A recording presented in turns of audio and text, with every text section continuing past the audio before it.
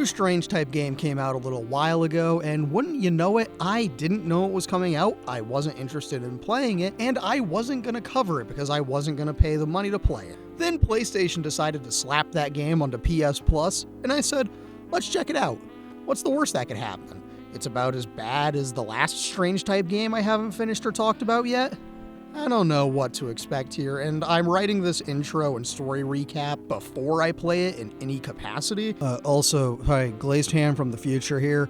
What I meant by I'm writing the story section when I haven't played the game yet, it meant I was writing it as I was going, so I literally knew nothing about it as I was writing about it. Okay, cool. Just wanted to clarify because I felt like past me was a little bit stupid.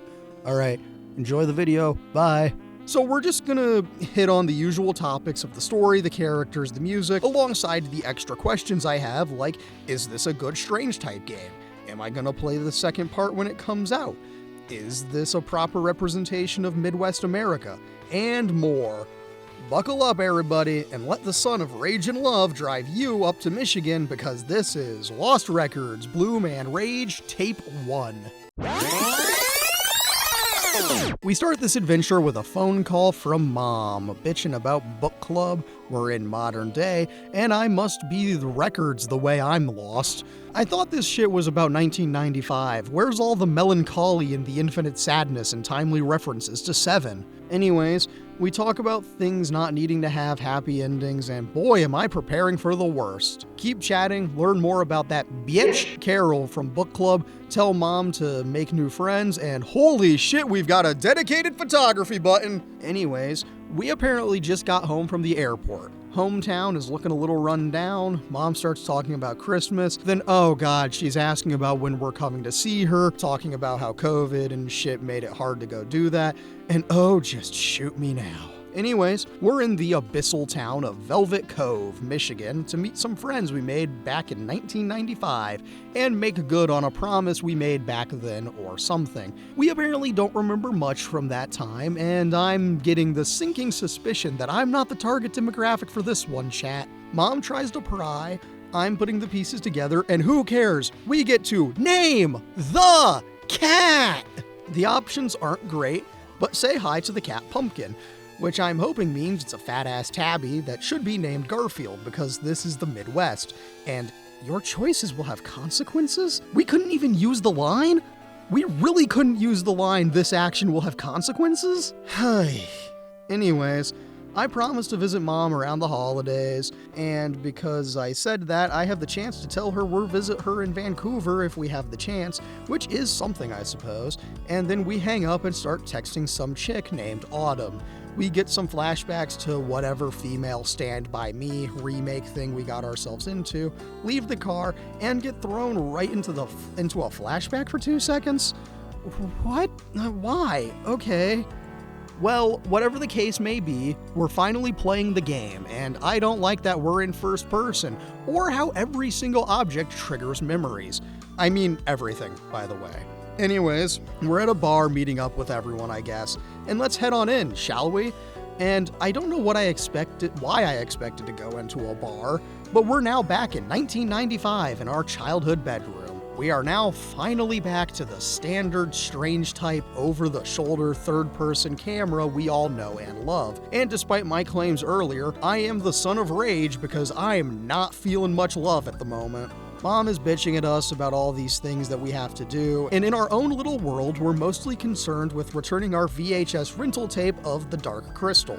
Examine and explore the room, realize I have some things in common with our protagonist Swan, then pack some shit up and head into the real world. But before we do that, we're introed to our main collectible mechanic, the camcorder. Since we're a filmmaker type, we need to record as much of everything as we can to make the best documentary ever. We then leave our room and we're back in the bar. We sit down and reminisce some more over the random objects laying around the bar, and whoo boy are we in for a long-ass journey here. I mean, we haven't seen a single other named human character yet, and I'm losing my shit over here. Anyways, Out in a nature flashback, we record all sorts of fun things, like squirrels banging on a tree, and then we leave to explore the rest of the world. We walk past all sorts of things we saw in the intro, and I wonder if this is gonna be a Stand By Me type story. Before we can speculate much further, we snap back to reality and meet the bartender Gus. He's a weird looking dude, but he does point us in the direction of some lady who looks to be about our age, and we then slowly get drip-fed more information from Swan about what the hell happened that night in '95, and at this point I'm praying this is not just Stand By Me, because I'm thinking it's gonna be a lot like that. Anyways, get your phone on a charger, go to take a piss, and there's obviously a lady in the bathroom, so obviously it's time for another fucking flashback. I'm gonna have an aneurysm. Holy shit, dude. We finally get to return that videotape, and as the nearby ice cream place shuts down, we finally meet our other named characters, our new friends Autumn and Nora. I met them very late because I was too busy filming random shit because that's what's fun to me. Anyways, meet the weirdos, talk a little, be incredibly awkward because I am not God's chosen guy, and now I'm wondering how the hell you're supposed to make friends before snapping back to reality. Here we meet Autumn in the present, give her a hug, and then go take a piss. Which means flashback time! We're gonna go home, and after talking a smidge more with Autumn and Nora, we film a red balloon on a fence, which triggers someone named Dylan to lose her shit at us, thinking we were filming her. She's a bitch, she calls us ugly and directly, quote, a lesbo pervert. We taunt her, then her brother and/or boyfriend Corey appears. We film him even more, and I eventually bail because I gotta skedaddle. He then threatens me to keep rolling, I cave, and I'm just trying to survive. Then we meet the fourth one of our group, Kat. She's Dylan's sister, and she's the best of the main characters just based on vibes alone. Anyways, the rest of the gang comes over to our rescue, and we're going to the movies. Fuck you, Dad's dinner, I've gotta go have friends! Corey steals the keys and throws them, and we keep fighting. Kat is about to rip these bitches a new one, and we've got friends until the end. Now we go meet up with Autumn in the present and talk about how life has been. I let her talk about her main points, and now we can talk about the summer and everything that's gone on. And oh boy, Autumn is also having flashbacks! If this is secretly Stand By Me meets The Lost Boys, I'll be very happy and pleasantly surprised. Anyhows, it's time to go back in time again because we've spent like 3 whole minutes in reality. It's dark now, we're still looking for those keys, and boy, this is just Stand By Me with lesbian undertones. Anyways, introduce ourselves, everyone is cool about it. We hang out, Nora is smoking, and in a quiet moment we get voiceover from current day Swan and Autumn, and then we're back to the moment where we can talk to one of the girls specifically.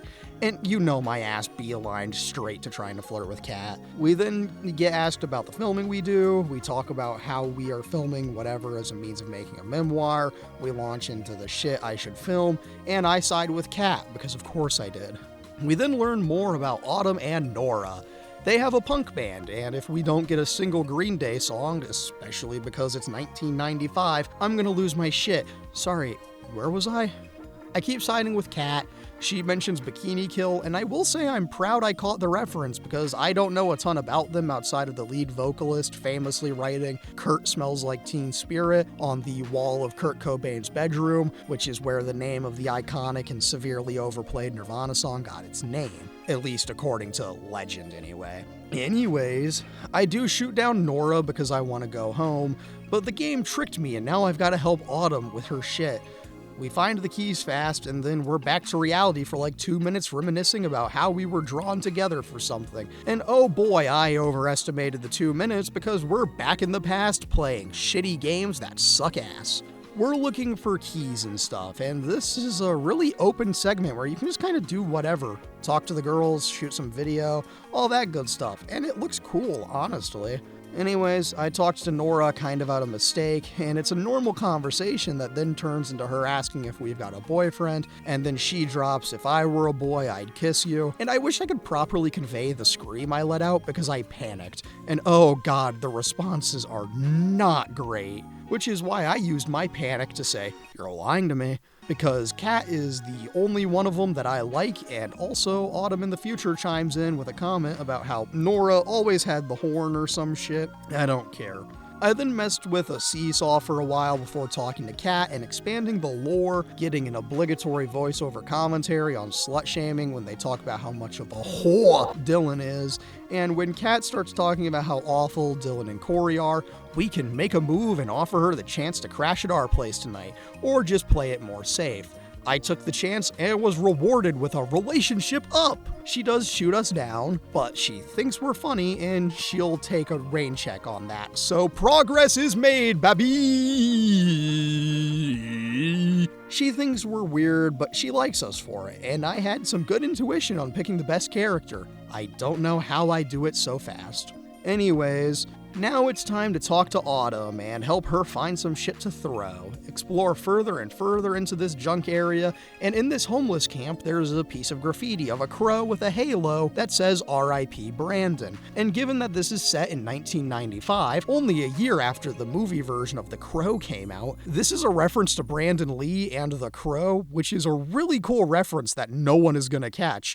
But I did. Anyhows, we find a brick, Autumn tells a shitty dad joke, and we're off. Before that though, I do need to mention the grunge mixtape on the ground of this camp, because it's got some interesting choices, but I'll save it for the music section later. Take our brick, get jump scared by a raccoon or something, and then reunite with the rest of the gang. We have to throw the brick twice because Autumn never had the makings of a varsity athlete. And thanks to my amazing powers of intuition, I covered the nearby grate with cardboard earlier, and we were able to get the keys a lot easier and faster. And then the rocket falls, and we talk about seeing each other again, and we get a title card! Now we're back to the future, present, we can talk a bit more, and we find that Autumn has a kid. And eventually we're gonna get some drinks, which means it's flashback time! Again! We're interviewing Autumn, and we finally get even a hint of Midwest mannerisms when she says drink pop, but as a John Midwest myself, it's soda. It's drink soda. That's the correct formatting, and I digress. We film her, do some interview stuff, and we're gonna get drinks in reality. Gus is trying to figure out the computer system, and I didn't want to bother him until he finished doing his thing, but I couldn't wait all day, so I got his attention and ordered Autumn a rum and coke, her childhood favorite, and Gus guesses that I want a gin and tonic, and you know what, man? Sure, sounds good. He makes our drinks, and when the music plays, I hear the sound I had to follow, Once Upon a Time, in yet another flashback. We're in our bedroom, filming our own little intro, and we have to give the show a name, which means welcome to The Swan Files, because The X-Files was a massive thing at the time. It's got a couple of moments that are a little cute and feel close to home, but it's nothing too special. We do also get a little more into the backstory of each character, describe how we feel about the girls, and all that starting with Nora. We talk a little bit about her. I could have called her pretty, but I've got my mission set on a different girl, as you all know. Then we talk about Autumn. She's cool. We talk about how she told Corey off, all that shit, and we're finally on to Kat. I chose the most flirty of the options because she's actually the cool one of the group, and our explanation of her has the lesbian undertones I'm sure the other flirty options do. Then it's time to properly introduce ourselves, and gee dang, do these options hit a little close to home. Back in the present, we get our drinks I paid directly, no tab, and then got roped into talking to this old lady. Her name is Pam. We happened to run into her for a bit before, and I like the dynamic between her and Gus, even if they aren't together. Anyways, sit down and tell Autumn you got her old favorite drink, and we're talking about how we used to not like drinking, blah blah, character growth shit. We cheers to our reunion and all that. Autumn talks about how she wasn't sure we'd actually come back, but like their very obvious source material and inspiration famously ends with, I never had any friends later on like the ones I had when I was 12. Jesus, does anyone? So of course we did. She talks about how we apparently said we'd never see each other again. I said the polite option of I missed you, and I'm so sorry. I cannot sleep, I cannot dream tonight. And I can't believe I just made a reference to Blink-182. What the fuck is wrong with me? She talks about the past. I made the choice to say that the past is in the past and leave the past behind, which is horrifically ironic for both me and this game. We talk about our missing memories from 27 years ago and how we need to wait until everyone else is here, and I dance around asking what did I come down here for, and in my heart I know it's you. But there's still some kind of stand by me type shit happening here that takes priority. I keep delaying the inevitable by fleshing the world out as much as I can, and we do get confirmation that Autumn is gay, and this surprises no one. She thanks us for taking the time to talk and catch up, and it's nice enough. Now we finally learn why we came down here from the Great White North. Autumn's mom got a strange package addressed to Bloom and Rage, and oh dear God, this is I Know What You Did Last Summer, isn't it? We reminisce over the box, and we're back in the past again. It's garage band time, and practice hasn't started yet. Autumn thought we wouldn't show, and then we settle into the groove. I filmed some shit, talked to Kat, told her about the squirrel sex. She calls us kinky because it was the 90s and we didn't call people freaky like that yet. But we do talk about cryptids, and oh god, Kat witnessed a deer walking on its hind legs, and since we are in Michigan, we can say Wendigo and be regionally correct. Also, Kat mentions that the deer was massively erect, which did get a laugh from me. I said more to try and get on her good side, and then I finished recording and practice got to start, but not yet since Nora doesn't have a pick. She stores them in the video tower, and among all the real movies sits a cassette labeled The Vortex Club, and aww, we did get a reference to Life is Strange after all. Anyways, I gave her the ghost pick because I wasn't paying attention to her request for a Tharp pick, and I don't care. We get more backstory things, and eventually the music starts, but not really. We sit down, get thrown on the spot about our favorite band, and since The Cure isn't an option here, I said I'm more of a film nerd. Now, in reality, we talk movies, and boy, do I love me some horror movies. Like, dude, have you seen The Substance and Late Night with the Devil? In terms of contemporary releases, those are incredible movies. Anyways, in the past, we name-drop Interview with a Vampire, and more importantly, the Rocky Horror Picture Show. We get invited up on stage to play the drum machine, we accidentally knock over the stool, and send the machine crashing down. We laugh about it now, but back then we say we're cursed, talk skaters, Autumn says see you laters about the skaters, and blah blah blah. We do get to start the show, and I'm glad they have a I don't know what I'm doing option, because, yeah, what am I doing here? Slap a drum machine loop together, record them, play some shitty garage music, and say we're done. Kat is inspired to write a song, and we get roped into directing a music video, and god, I feel right at home in this shit. Very real Midwest shit, I tell ya. But, set all of that aside, we gotta get a band name. And I wonder what's it gonna be. I wonder if it's the name of the game. And how did I call it? How does he do it, chat?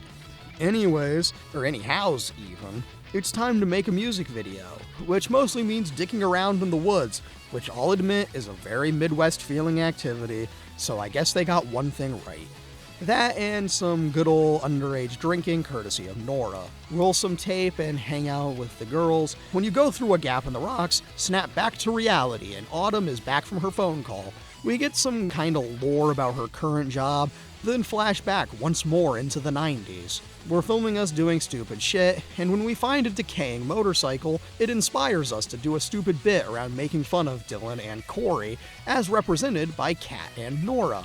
We have two options here, neither of them great, and I'm picking the lesser of two evils, romantic.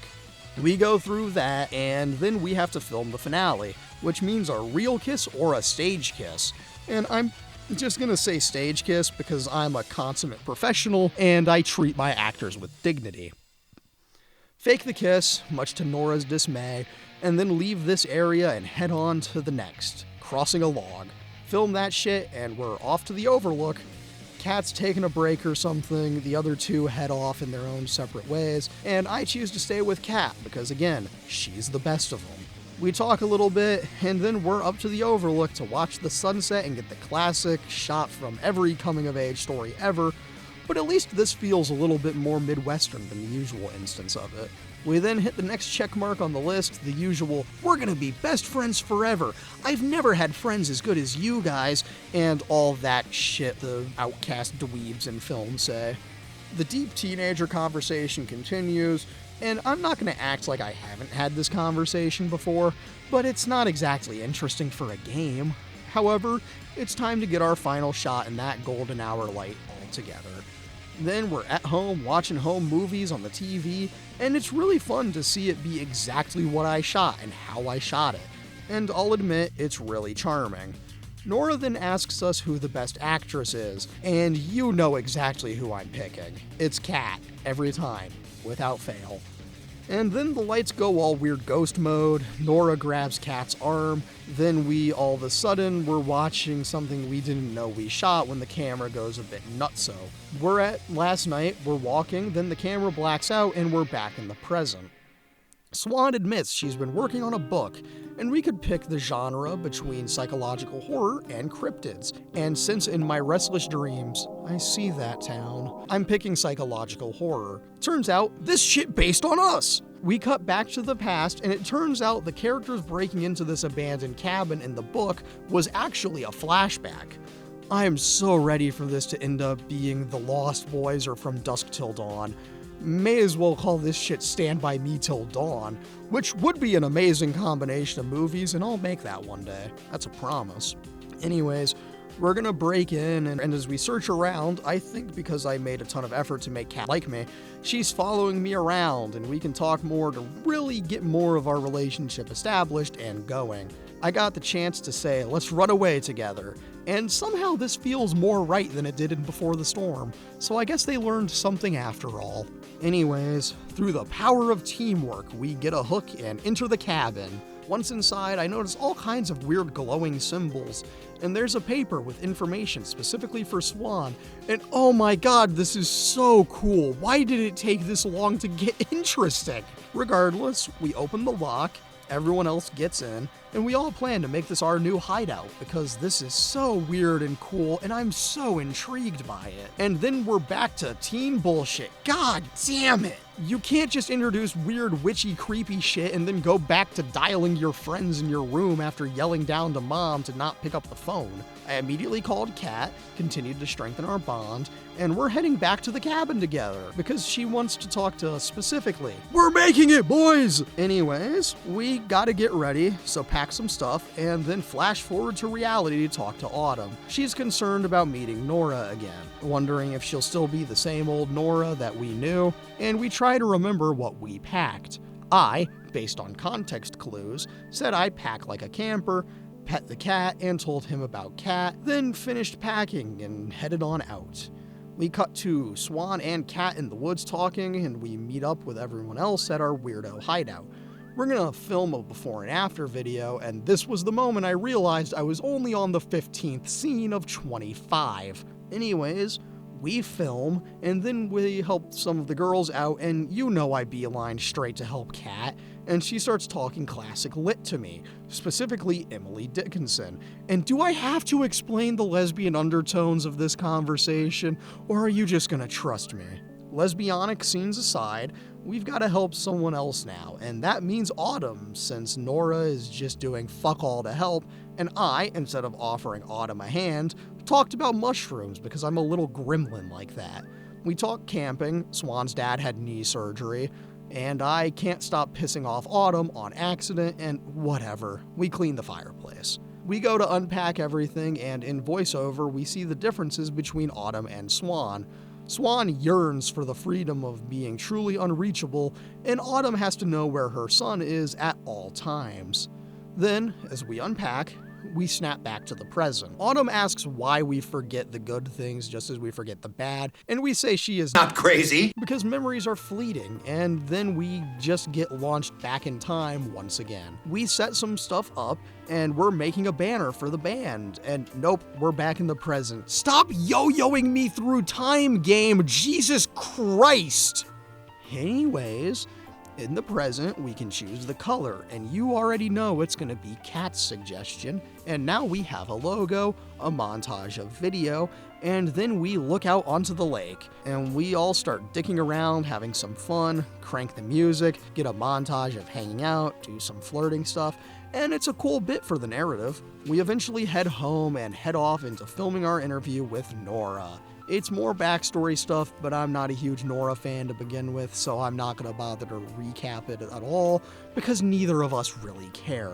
Back in reality, we talk about what Nora's been up to, and oh no, she's an influencer because she gave up on her dreams of music. I mean, there's a way to bridge the gap and make the transition from being a YouTuber to making music. Just look at Joji. That's the quintessential story of YouTuber to music icon. Regardless though, we try to remember the song we made, and we get sent back to the flashback zone. We're wandering off into the abyss, and look at this weird mushroom circle. And oh no, don't tell me this is a fae story. I was hoping for vampires or witches or gnomes. I'd be ecstatic if this was actually about gnomes. We all sit in the circle, and Kat's got a question for us all. Have you ever wanted to lay a curse on someone? And, well, I guess we're getting switch shit after all, because we're crafting a new hit movie, The Craft by Me, which is Stand By Me, but with all the magic stuff from The Craft. We all talk about people we'd maybe want to curse, and Swan talks about this guy who harassed her, and oh boy, Kat's the evil one. No, why? She's supposed to be the cool one. Back in the present, we start to remember the words, and flashbacks ensue, and lyrically they did capture something that sounds like a teenager would write, so good for them. Anyways, the question becomes about sacrifice to seal the deal, and god damn it, it's The Craft again! The sacrifice is the blood pact, just like in that movie, and just like in that, I do it because that's what felt right. Autumn probably pretty wisely doesn't do it, but hey, what's being a teenage girl without making deals with the occult? But more importantly, in the present, Autumn finished writing the lyrics. We examined them, and now Nora is here! Well, 3/4 of us are here now. I'm starting to be concerned about whether or not Kat is the evil one, or maybe I'm the evil one this time. I don't really know. We talk about all the stuff we've gone over, but Nora goes to get a drink, and we flash back once more, with feeling! We're talking about making a concert happen, and Kat wants to put on a show. Oh no. Before we can get to everything going wrong and Kat ending up in an insane asylum like What's Her Name in The Craft, we're back in the present talking about how life is now, and since we gotta catch Nora up to speed.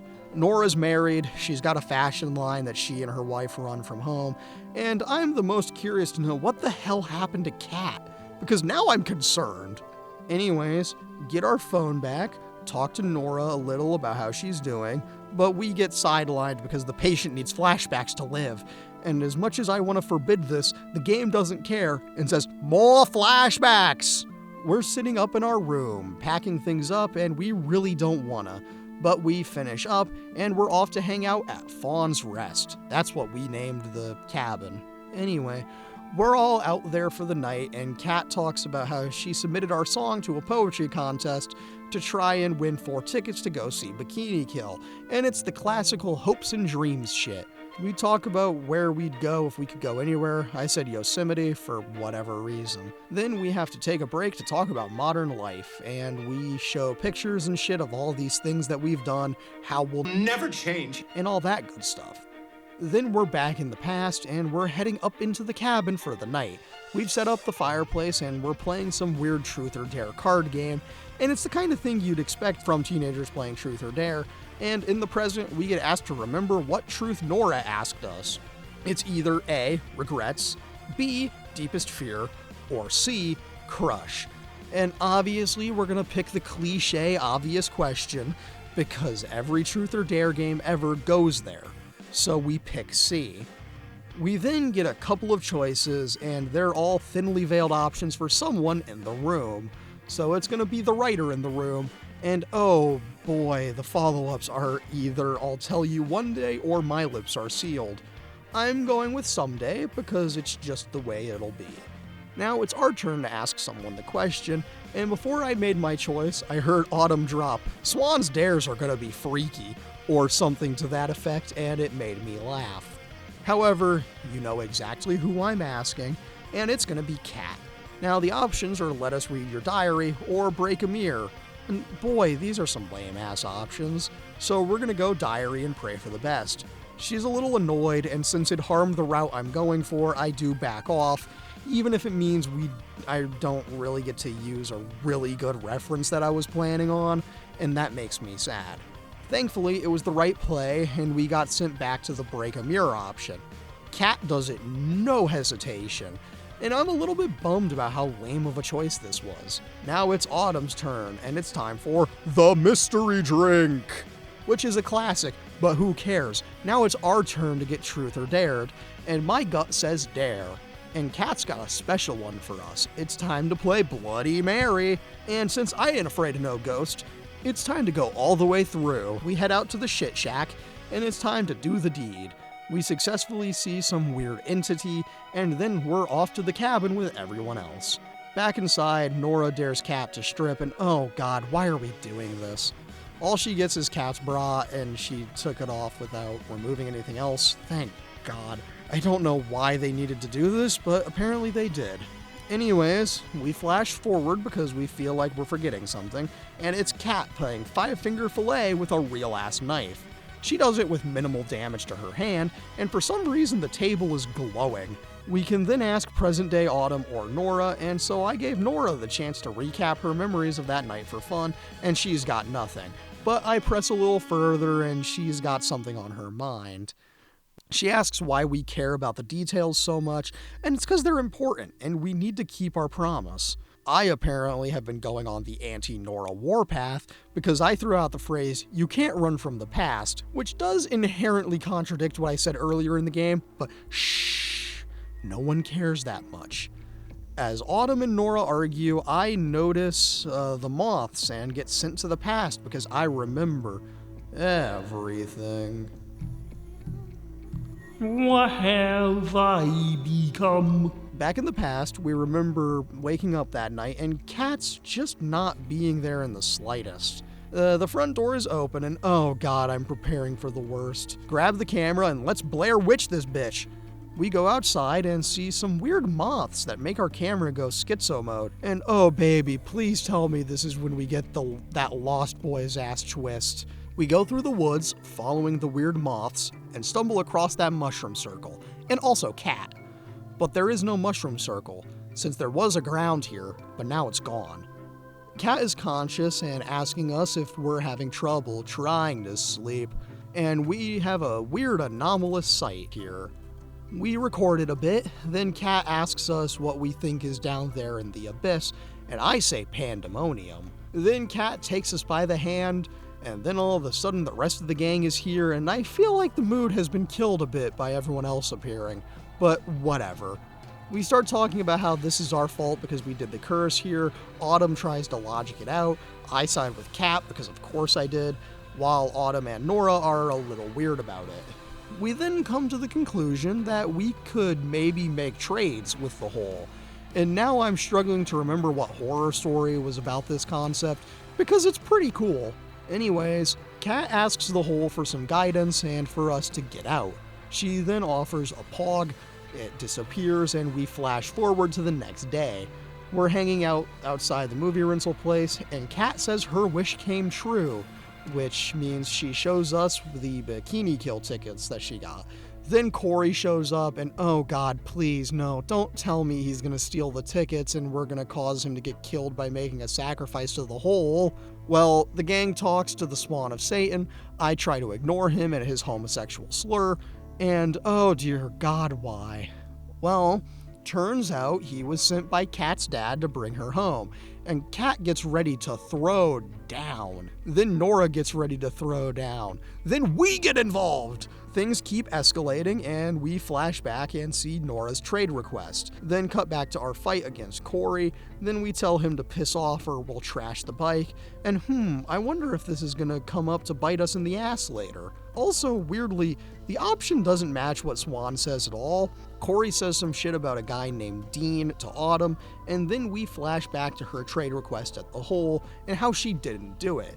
Back to our fight, we then shut shit down, and oh god, this really is just the craft but with a magic demon hole in the ground, because we keep seeing weird magic shit happen, and oh god, it's beatdown time. We then cut to our request, and I wish to be free, and after a strangely poetic request, we wrap up the Corey encounter, and it's beatdown time.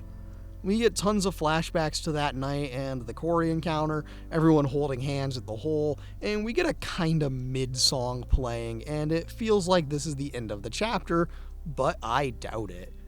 And I doubted right. We snap back to reality and talk about how this was real and strange, and they hint at something happening at the ranch, and now I'm starting to figure out what our Stand By Me moment might be, but whatever. We then go to play pool. I chose to let Autumn tell her story about Kat, and we got nothing new. We play a little pool, but then flash back to Kat's interview, which is scene 23 of 25. So we're finally nearing the end of the tape. Thank God. Anyways, we start interviewing Kat, and it's fun. We get some flirting, and because I set up for that, but more importantly, we learn about how Corey changed her sister Dylan for the worst, and how this has impacted her, and a very pointed line about how she'd burn the ranch down if she could. And boy, I wonder where this is going! Anyways, we keep talking about music and stuff, and it's a well done scene that gives a lot of backstory to Kat, and it's a scene I kinda wish we got earlier. Anyway, she tells us about this deer named Gertie that she saved, and it's cool. We then finally get to know that the show is tomorrow, and I wonder if that's the scene where it all comes tumbling down. We get a phone call montage and then a setup for everything else, and Kat asks us to pick our makeup and she'll apply it for us. And the moment I saw goth as an option, I knew what I was gonna pick. But the fact that Swan directly references The Crow makes that graffiti reference all the more intentional, and I love that so much. And when it's done, Kat gets all nervous and blushy, and we can say we like her, and then we get cock-blocked by Nora and Autumn. God damn it! Anyways, it's time to put on a show at the bar we're at in the present, and boy, I can't wait for everything to go wrong. We're gonna sneak around out back of the bar, and before we try breaking in, we're gonna see if Dylan will give us the combo. She tries to pry why. We say we lost something back there and we got nothing of help from her. So we gotta explore because breaking the lock doesn't seem the most practical here. We find a combo to the lock in Corey's bag, and oh hey, we're in. We find an extension cord and a way to power it. We have to do a circuit breaker puzzle, which I solved really fast, and we throw stickers everywhere, and then get into another argument with Corey, but who cares, it's time for a show, and it's shockingly fine. It feels real low budget and grungy in a way that feels close to home, but the show gets cut off early, and I wonder if this is the moment it all comes tumbling down. But actually this time? Well, Dylan comes out, I take responsibility because I don't care, but Kat is ready to throw down. Things keep escalating, Kat gets a nosebleed while going ape mode, and things are going insane while she screams the lyrics of the song and then hits the deck. We then find the truth. Kat has leukemia and she's gonna die soon. Dylan starts blaming us for hurting her sister, even if Dylan and Corey and the rest of her family were doing a damn good job of that themselves. And hey, I called it this time. This is when it all comes tumbling down. I suppose it makes sense why we haven't seen Kat at all yet in the present. It's because she's dead, I think. I hope not, but I'm pretty sure she is. Anyways, we get a shot of the abyss, the current versions of us looking out into the parking lot, and the game ends with a cliffhanger for next time. We then get our good old friend the stats screen, and I did get the highest rank on Kat, something more. So I did alright for a dumbass. I can also see how some of my other choices went, and shockingly, I was fairly close to the majority in a lot of regards. But I did kind of put a lot more emphasis on Kat than anyone else, which isn't the most popular choice from what I gathered. But it is what it is. We're in a bit of a weird spot now because this game isn't exactly finished, so I only have about half a game worth of content to talk about, which means all of these opinions are subject to change once the whole story is done, but we've got a solid number of people to talk about, and we're gonna do it the best way we can, which is to say only talk about the main 4 plus a couple of the randos that fill out the experience, okay? To start, holy shit, Swan needs some anti-anxiety meds. I get it. You're the shy one, you've got some insecurities to deal with, and I understand, but dude, you need to chill out. Please, you're starting to stress me out. I get you've got a character arc to go on, and you're very much an introvert, but holy hell, just take some meds, brother, and relax. Jokes aside, Swan is an alright protagonist, albeit she feels more blank slate than the other protagonists of the Life is Strange series do. I mean, she does have a personality, and a lot of things that fill in her character, but it all feels a little generic. I can see what they were going for, that shy, weird girl with a camcorder wanting to document everything, but I feel like there's something missing. Maybe it's just comparing her to everything that came before, but she's the most mediocre of the protagonists in the Strange type game universe. But we'll touch on that later, so let's just head out on to our next character. Autumn is here, I suppose. You spend the most time with her throughout the game, which means she's the most fleshed out character here, and the one I'm the most ambivalent towards. I genuinely have no strong feelings in any direction for this character in either version, past or present, and that's really all I want to say. Nora is for sure the lamest one of the gang. She's perhaps the most 90s of anyone here, all the way down to the underage smoking and drinking, general grungy behavior, and hatred towards her stepmom, and all that stuff. But she's not poorly written. Like, her character has a lot of good stuff that sets her apart from the others. It's just that I don't care. She's the freaky one in the group, and she does fill that role well. It's just that she's also the East Coast kid whose family moved to the Midwest, and she just wants to leave this place behind character. And to be blunt, we've seen this character 1,000 times, and it's just not interesting. Now, who is interesting is Kat. Kat is easily the best of them, and it's not even close, which makes it all the more tragic that she's the dying and or dead one. I am hedging my bets on that one, like maybe she's still alive, or maybe this is the Craft meets Dead Poets Society, with Kat being the Neil character, who I have to note is played by Robert Sean Leonard, because I've been watching House MD in my spare time recently, and he plays Wilson. I have to mention this because this is the only time I'll ever get to talk about House in one of these things, so I'll take what I can get. Which also makes her the role of kinda like Chris in Stand By Me. All of which is to say, holy shit, this game is just an amalgam of every coming-of-age movie from the mid-80s to early 90s, but more importantly, that Kat has the most narrative weight, which doesn't explain why we get the least amount of time with her. That reflects a larger problem with the game overall so far, and we'll touch on that later. I know I've been saying that a lot, but I promise it's for a reason. But more on the point, Kat is the most unique character here, and perhaps the most quintessentially Midwestern of the cast, which is a big plus. She comes from a hunting family, she feels a little smothered, she has the drive to rebel against religion, and it's all that stuff that resonates and feels Midwest as all hell. I do need to mention that Kat is just a little evil, and I'll be honest, I think she pulls it off. Unlike Chloe, she can get away with being a bit evil because she's also very likable and she actually has a personality. She's very standoffish and closed off at first, but she has a lot of room to grow before they introduce the fact she's got a tumor, which sucks because she's the coolest one here. Legitimately, she's far and above the best.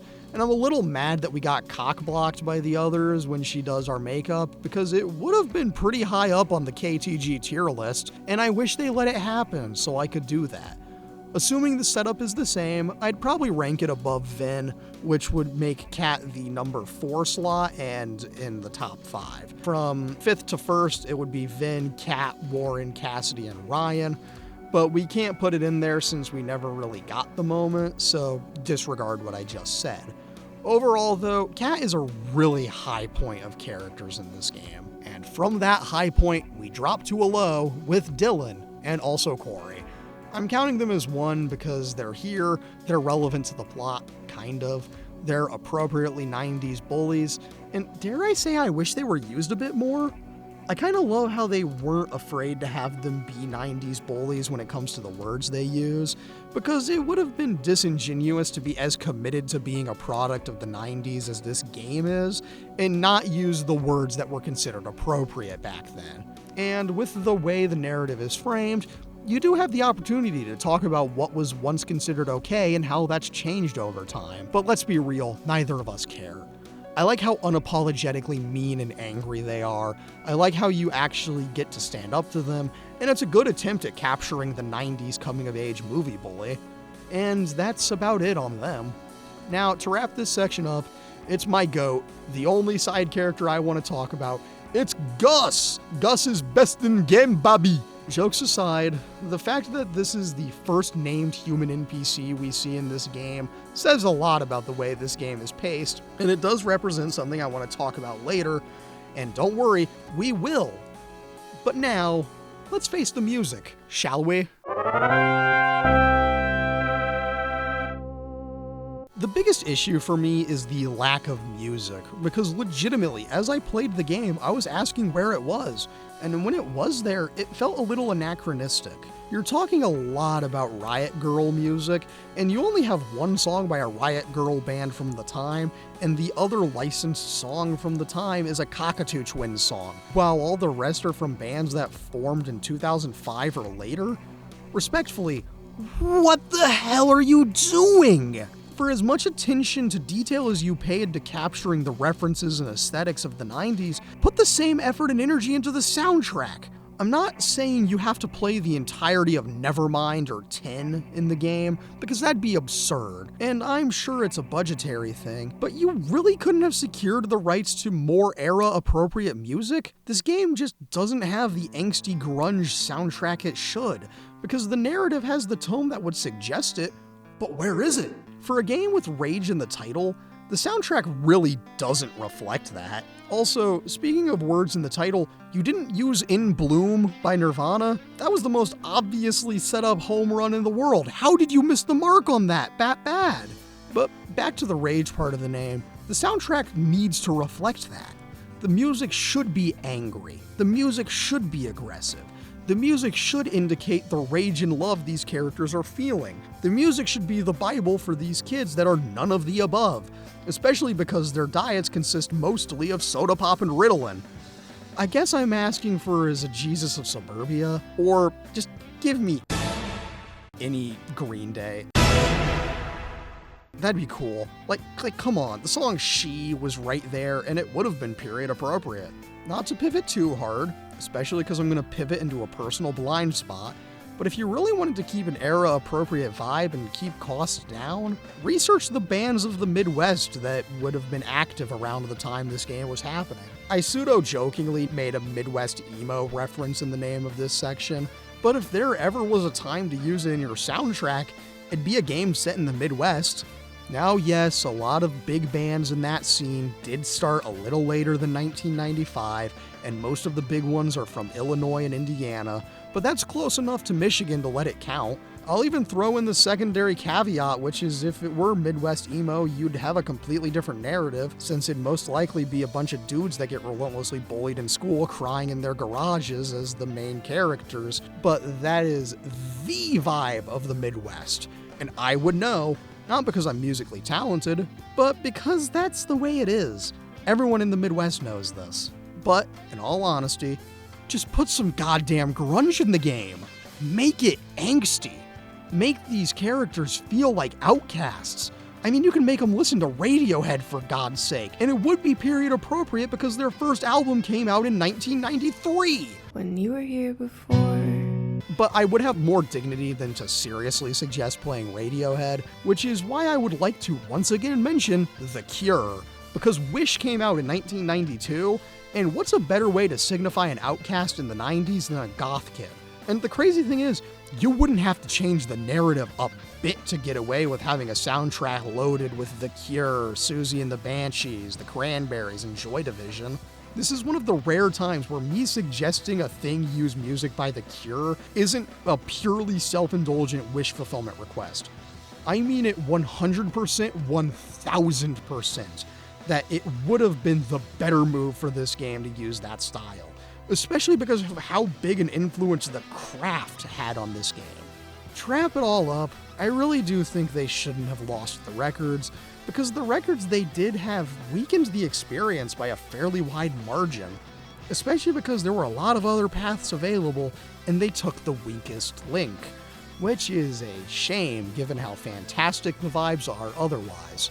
Glazed Ham from the future here. I forgot to talk about the mixtape you find in the homeless camp. What I really wanted to say about it is that not a single song on there appears in the game's soundtrack, but given that it's full of A, far more Pantera than there should be, and B, a lot of actual grunge including the only Nirvana song mentioned in the game, why did you not try to use this in the soundtrack? It would have been great and fit the vibes, and more importantly, been period accurate. Anyways, that's all I have to say. Good luck on making this appear naturally, future me. Get dunked on, Lamau. Before looking at anything else, I want to examine this game as a strange type. Just to define the term, a strange type is a game in the vein of the original Life is Strange, which is a choice-based 3D point-and-click puzzle and narratively driven game with little to no QuickTime events, which is what separates a strange type from a Telltale type, which is everything mentioned above, but with a lot of QuickTime events. However, there are some more stylistic things that define a strange type game, which are the criteria I'm going to be judging Lost Records against in this section. The core elements of a strange type tend to be the following: a story loosely emphasizing player choices, a focus on character relationships, the usage of a blended licensed and original soundtrack, a guiding pop cultural reference point, and some variation of gay, among other less exciting variables. So, from the top, we do have a story that emphasizes player choice in a fairly loose manner. See, the story in a strange type has a set plot that you always have to follow, with variations here and there that changed based on what the player chose to do, and the ending, typically, is in one of two ways. This has been the formula since the first game and has pretty much never changed. And in specific to this game, they've stuck pretty close to the standard, and a lot of the narrative has little changes here and there based on what you chose to do, but overall, it all leads to the same conclusion as far as I can tell. Now, I can't commentate much further than that, given that this is about half of the game, but I can make some logical assumptions and say they won't stray too far from the standard formula in the next part. That said, they did put a unique twist on the formula, which leads me to perfectly into the next criteria. This game handles the character relationships pretty damn well, I have to admit. I think this game's big twist on the formula is honestly making the character relationships the big focus, even overshadowing the player choice emphasis at times. While there is an overarching narrative, it's kind of secondary to the coming-of-age story in the forefront of the flashbacks, which is commendable. I tend to think the Life is Strange series does a better job on their characters, especially the side characters, than the main story most of the time, and that kind of rings true across every Strange type. But there are maybe 3 side characters that we physically see in the whole game, 4 if we count the characters we never see, which is just Swan's mom. Do you know how deeply disappointing this is for me? If you've heard me talk about any game, you'll know how much I love an eccentric cast of side characters, and how I'll generally latch on to one of them in the essay, with them being my champion, like Warren in Life is Strange, or Coach in One Tree Hill, and Shigusa in Battle Royale. And without that random character, the world feels really empty. I know this is supposed to be small town Michigan, but like, come on man, where's the one random side character that I'm supposed to prop up and talk about more than the main cast? Where are they? I miss them. I miss them a lot. Anyhows, romance is also tied into this point, and yeah, it's here. I like how they handled it. I wish they'd at the very least let you have a KTG moment, and maybe that's being saved for the second half of the game, and the pseudo KTG setup was just to tease the player a bit, but I don't know. I like how they integrate all the stuff into the game, like how it varies across timelines, which is neat. I like that there's 2 different versions of the relationship stats screen, and I'm curious to know how things change depending on who you get the coveted something more status with, but that is a problem for a different day. Given that we've already talked about the music, we can skip over that point since you already know this game gets a low score in that department, so let's get into the guiding pop culture reference point. If you're unfamiliar with the Life is Strange series, pretty much every game has a guiding pop culture reference point, like the original game having a fairly strong Twin Peaks influence, and Before the Storm being Rebel Without a Cause, and this game is no exception. Although here, I think this one wears its influences on its sleeves pretty blatantly, and I've talked about those influences that I've caught a lot, so we're gonna sidestep those and say that they sure are present. And of course, the variations of gay we've already covered because this is exclusively a lesbian game, kinda like Before the Storm. So, with all that said, we can now ask the most important question. And that question is this a good Strange type game? And this is an important question to ask because let me tell you why I haven't talked about the other big Strange type game. See, this game is made by Don't Nod, who made the original Life is Strange and the forgotten middle child of that franchise, Life is Strange 2, and most recently before this game, Jasant, which I haven't played. However, there is another game that they made between LIS2 and Jasant. And man, if you think I hate Before the Storm, you haven't seen nothing yet. Because I can stomach finishing that game, but I have never finished Tell Me Why. It's not for lack of trying, believe me. I have tried on multiple occasions, but I can't find the willpower to do it. Maybe if there's enough of a demand for me to just rip a game in half for an entire video, I'll do it and get more into why of what makes that game so miserable. But for now, let me tell you that Lost Records Bloom and Rage is far and above better than Tell Me Why, and is a perfectly fine Strange type game that, so far, meets the usual criteria and executes them fairly well. Alright, look, as a proud Midwesterner myself, this game just doesn't do it justice. This could have very easily been set in Washington State and very little would have changed, you know? The setting of a game is very important, and making effective usage of it matters a lot to me, especially when it's this close to home. I'm not from Michigan, as I'm sure you've gathered by now if you've seen a lot of my other content, but I've spent a lot of time up there and enough time to know some things that shade in the culture of the region. For example, one of the easiest things they could have referenced was Meijer. Now, if you're not from the Midwest or Michigan, Meijer is a Walmart-type chain grocery and home goods store, and it's kinda the grocery store chain in Michigan, because that's where it originated in. And they're so common that it's a really easy detail to drop in that almost instantly makes it feel more like Michigan. That, and maybe even referencing University of Michigan or Michigan State as colleges Autumn was looking at after graduation would be a small detail, but it would work in the context of the game and be an effective use of the setting, considering her goal is to go to college after graduation. Hell, you could even expand it to her wanting to go to Purdue, University of Illinois, Butler, Notre Dame, University of Wisconsin, quite literally any other Midwestern college, and it would feel a lot more real. Small details, but again, small details are what make these games work. Maybe the one effective use of the setting is the use of the woods, and using one of the Great Lakes as a set piece was pretty cool.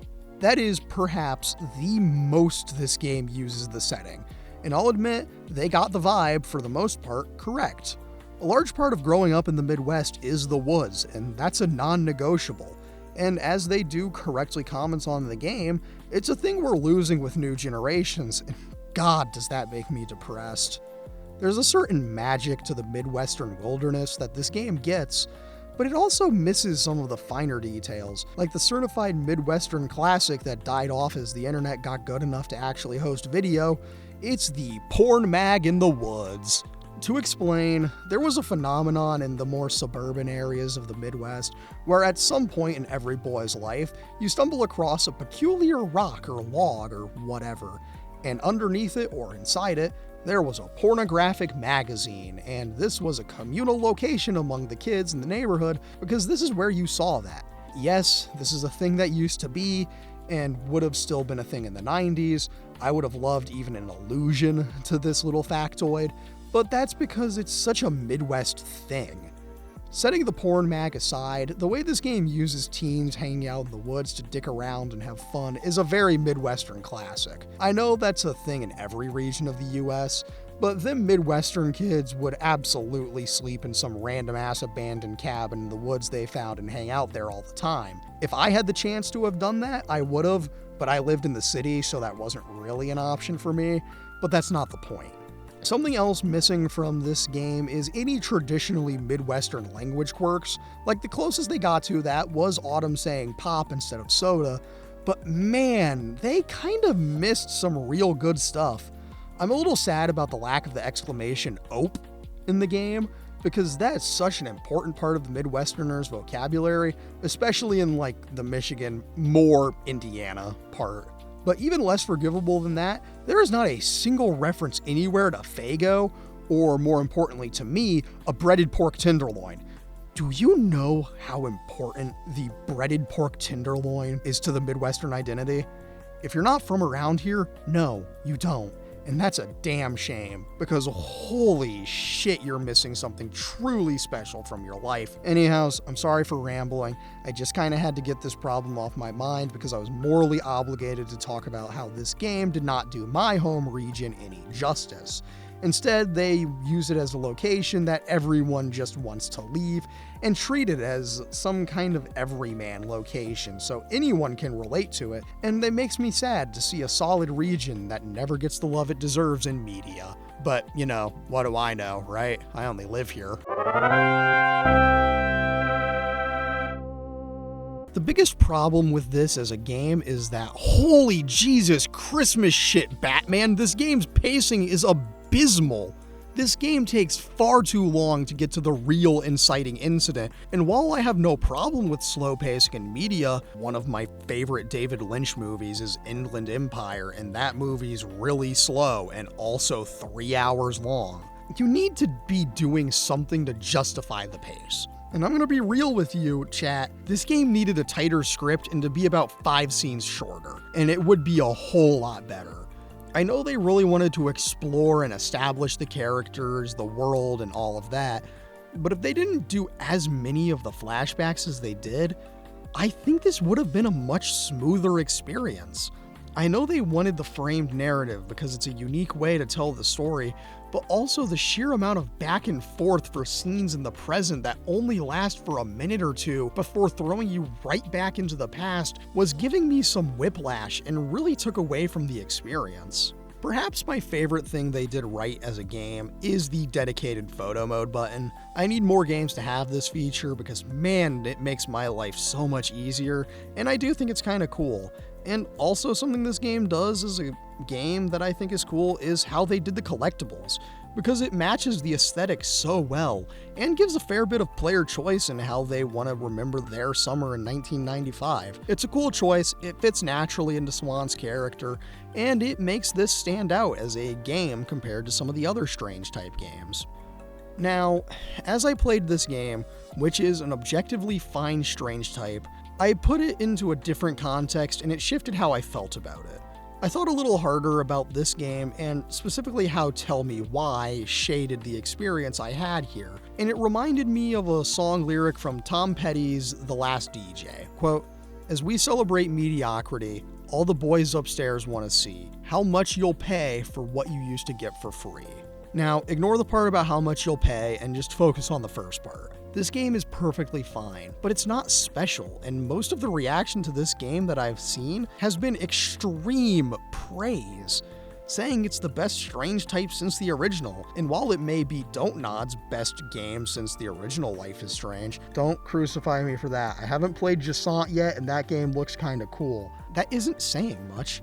Life is Strange 2 is a 4 out of 10 game, and while I'm not going to give a rating to Lost Records yet since it's not finished, I can give you a little insight and say that right now I'm feeling a score above a 4, but that's not saying much. it means the game is, so far, mediocre. It's got some good elements to it, but it's also got a fair bit holding it back. And maybe these are problems that get fixed in the second half and they make a game that truly rivals the original LIS's quality, but I can't promise you that. All I can do is play what I want to play and say what I want to say. Hey, hey, hey. Did any of that make sense? No? I figured. So let me put it more bluntly. This game's praise is a celebration of mediocrity. As a game, it gets so close to having fully committed to the aesthetic, yet it falls short in the most crucial category in nailing that part. The pacing makes it really hard to recommend, because even without having to stop and write about everything like I am required by my job to do, this game is so goddamn slow, and the constant back and forth between the past and present is a little nauseating, because it just keeps happening. As expected, we spend most of this game in the past, and the time we spend in the present is generally too short to be worth something. And also the fact that in the present we are stuck in first person makes me a little sad because the camera needs to be consistent.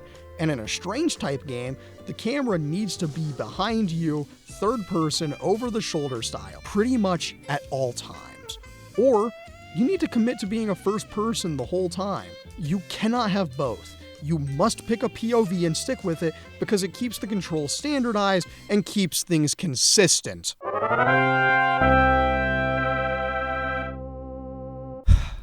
So, all these things said, at the halfway point of the game, will I give this game a follow-up video when I have the time? This is a question I had to ask in the beginning because I genuinely knew nothing about the game, and while I was willing to commit to finishing half of the game for the sake of getting a video out of it, I wasn't sure if it'd be worth going all the way. Now, having played and talked about the game, I think it'd be interesting to give it a round 2, see how much the final cut will change my opinions, and who knows, maybe they'll pull off a divine miracle and make the second half become this truly incredibly powerful coming-of-age story with a real emotional payoff on what it means to grow up in the Midwest and the friends you make along the way. Or maybe it'll be a nosedive into the abyss that the gang found in the woods, as every Midwestern child does. So I guess we'll just have to wait and see.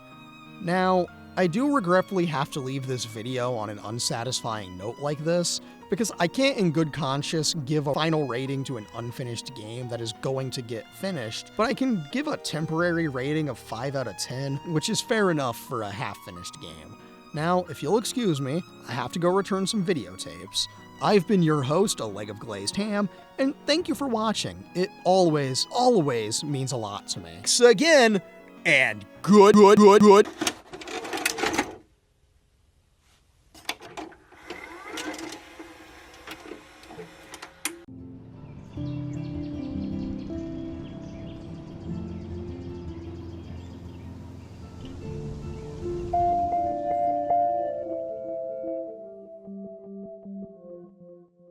I guess I'm back again for the next round. We're gonna take a look at pretty much everything I talked about in the last one, but through the lens of the whole game now that it's all over. So that means we're talking about the story, the characters, the music, and whatever else I can't be bothered to remember right now. I don't have much of an intro for you this time, given that I'm just motivated enough to start doing this, but I will tell you that I did have to replay the first half of the game on a new platform in order to get this video out on time, and to get you the general differences you need to know before I start the story recap. It's mostly the same, except I was a lot kinder to both Autumn and Nora in the past and present, to the point where I got the coveted reconnected status with Autumn in the present and the standard new friend with both in the past. And of course, I maintained the truly coveted something more with Kat. Other than that, pretty much every choice was the same as far as I can tell. So let's finish the game, baby! Woo! We started up with a warning for flashing lights and scary-ass static. I'm so ready! We get the analog horror version of some things we've recorded playing on a CRT and repeated dialogue from Mom's phone call at the start of the game, asking if we're gay and had a thing with one of the girls from that summer. We gain control, And oh my god, this is a recreation of the Sorrow boss fight from Metal Gear Solid 3, because we're going down a hallway where the ghost of videotapes past play in a very cool visual sequence. Pass a tree, enter Fawn's Rest, and oh hey, we're seeing the bar and Cat screaming the song again. Reach Cat, watch everything turn to red and snap back to reality at the bar. Gus and Pam ask if we're doing okay. We say it's been a long night, because boy has it. We've taken our sweater off, and now we can see that Swan's got a tattoo reminiscent of the skill tree tattoo in Far Cry 3. We explain it was revealed to us in a dream, before saying we should talk about Cat, because I too would like to know what the hell happened to the best character in the game, and more importantly, if I was right and she died, since she's the Neil from Dead Poets Society / Chris from Stand By Me, and I spoke too soon, because, editor me in the future, please just put the bit from the double exposure video here slightly sped up, because I really don't want to record the MCR bit. Have you heard the news that she's dead? No one ever had much nice to say. I think they never liked her anyway. Oh, take her from the hospital bed. Wouldn't it be great? Exactly what she planned. And wouldn't it be great if she was dead? Oh, dead. Anyway, because my relationship with Kat was so high, when we talk about her, it's really sad. Like, you can hear Swan tearing up over how much she misses her. We then turn our focus back to the box, and we're the brave soul who's gonna open it. Take the wrapping off, and it's a lockbox with the same padlock as the one we found in Fawn's Rest. And there's a note on it that says, "Remember us, remember me. K." And I can only assume that this is from Kat, or perchance the ghost of Kat. We try to open the lock, get flashback visions for like 2 seconds, then realize we can't get in. Nora's gotta head outside for a smoke to calm her down, and we're gonna wait for her since I apparently have atoned for my sins against Nora since the last time I talked about this game. Autumn has to go answer a phone call, and I looked out the bar window to see a shadowy figure of Kat for a split second, and I'm mad I wasn't fast enough on the screenshot button to capture it, because god damn, this got really interesting in the second half. This is the horror shit I was hoping for, and while it may not be vampires or gnomes, we're getting spooky with it. Anyways, as the others head off for a bit, we examine the note and reminisce our way back to the past. We are T- I don't know till move out day, and we're recording some of our final things in the original bedroom before we move away for good. In this proto-YouTuber apology, we cry about what happened the night of the concert, we get angry, and I think while they're trying a little too hard during this scene, we get some character growth when Mom comes in and we left Dad's thermos at Fawn's Rest. Then a jump cut where Mom is making us go give our money to the bar as a means of apologizing, and when we try to resist, she chastises me since I took all the blame. Aqua Seafoam shame, sunburn, freezer burn, choking on the ashes of her enemy. And I gave Mom all apologies because Mom really hasn't done anything wrong in the rest of the game. However, I will 1000% not be doing a damn thing she asked of me. As I explore the room, I have to wonder if somehow, someway, someone who worked on the game saw my video, because I kind of made a point about Swan listening to Radiohead and specifically the game using Creep. I mean, you can make them listen to Radiohead for God's sake, and it would be period appropriate because their first album came out in 1993. When you were here before. Wouldn't you know it, on a piece of paper in Swan's room, she did a drawing of Cat. And what's next to it other than the lyrics to Creep? I fucking called it from a mile away! I mean, is it incredibly narcissistic to think I had an impact on this game at all as a YouTube nobody? Yes. However, I did call this, and how do I do it? Also, speaking of how do I do it, I packed a box up in less than 3 minutes and did it flawlessly, because apparently I'm just cool like that. Anyways, pack everything that has to go away, look through your secret stash one last time, pet the cat, and pack our bag. I suppose all things must come to an end though, and we head on out into the world. We arrive at the bar, swearing about how much bullshit this is, and boy is it a mess out here where we're alone without Autumn, Nora, or more interestingly, Cat. Out here, we simply begin to film the aftermath. Then we get introed to Pam in the past. Except I filmed a bunch of stuff and took a book from a dumpster, then talked to her. Turns out she was looking for the book I just got out of the dumpster, and we get some lore about Gus. And she talks about what happened last night, and she recognizes us. She asks why we're here alone, we talk about what happened to Kat, and she wishes her well. Also, it turns out that Pam is on our side, and I guess we're getting the mentor on the hero's journey like halfway through the game because she knows about the weird shit that is happening out in the woods. She tells us about this large hairy entity that she says was Bigfoot.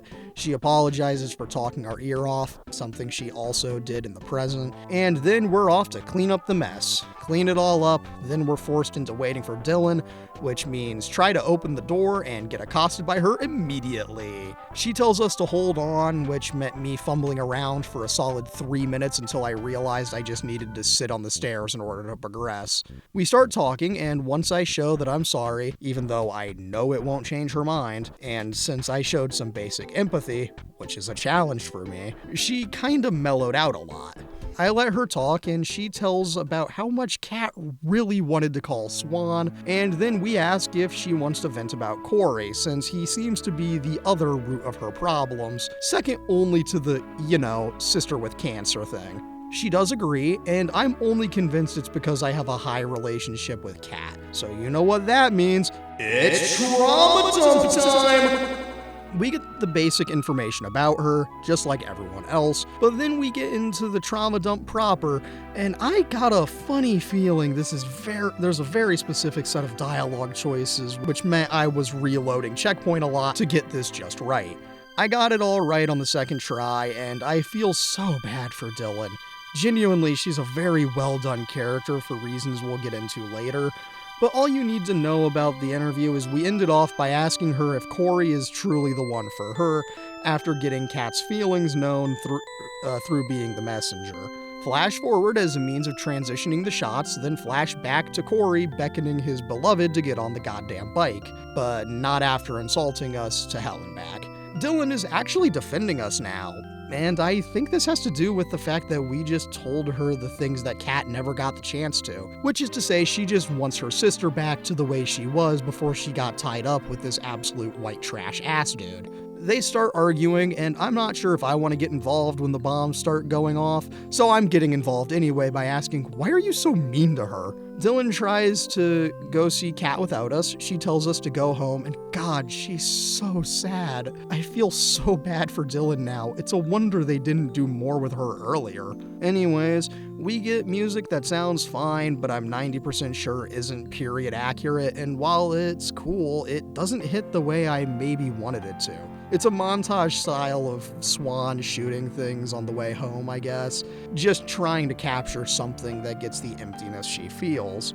She goes out to Fawn's Rest on her own, if only just to get Dad's thermos back, and after more montage, we reach the cabin and a title card. I'm less excited about the title card this time. Meander around the woods, filming the empty nest, then go in to collect the thermos, but not before taking a moment to sit in our special attic spot and reminisce over Kat, which does set up some other world building, and I'm starting to think I'm evil or something for picking her out of everyone it could have been. Anyways, get the thermos, and after thoroughly reminiscing, run into Autumn of all people. Anyways, flash forward in time, and Autumn is back at the table. We show concern and empathy towards her, tell her she's not alone, play a poem game with her, and it's all going pretty smooth. She then talks about how she felt left out sometimes way back when, and since we remember everything, we can say we're sorry and get even more relationship up. Then she talks about what happened when we found out that Kat was dying. Autumn went a little crazy. Nora didn't even call her, I sure as hell didn't call her since I didn't call anyone, and Kat was in no position to call anyone, despite how much she wanted to call me. Then we're back in the past, and I'm here to calm Autumn's breakdown because A, there's an achievement for it, and B, I'm a good friend. It's a good scene, but to be quite honest with you, it's not the most interesting to recap, except there's some interesting timeline fuckery to be had here, when you can be the one who taught Autumn the word game in the past, and not that I'm the most qualified or anything like that, but the word game where you make a poem based on the observable things around you is a good grounding technique and is a viable strategy to calm down.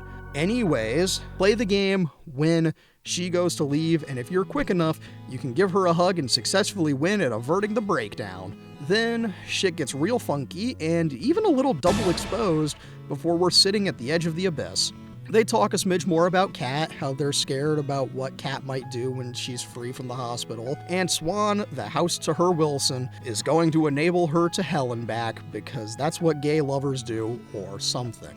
Anyway, Autumn makes a wish this time, and she asks for the strength to overcome obstacles. And you know, I heard somewhere that someday we'll foresee some of those. Just a thought about how life is really just kind of strange like that sometimes. Anyways, we're gonna carry on! And as the trade hits the pit, butterflies emerge, we comment on how they're beautiful before transitioning back to the present and unlocking an achievement called Partners in Time, and an even more blatantly obvious Life is Strange reference than the one I made earlier. Autumn in the present talks about how she's glad we talked her into staying that day.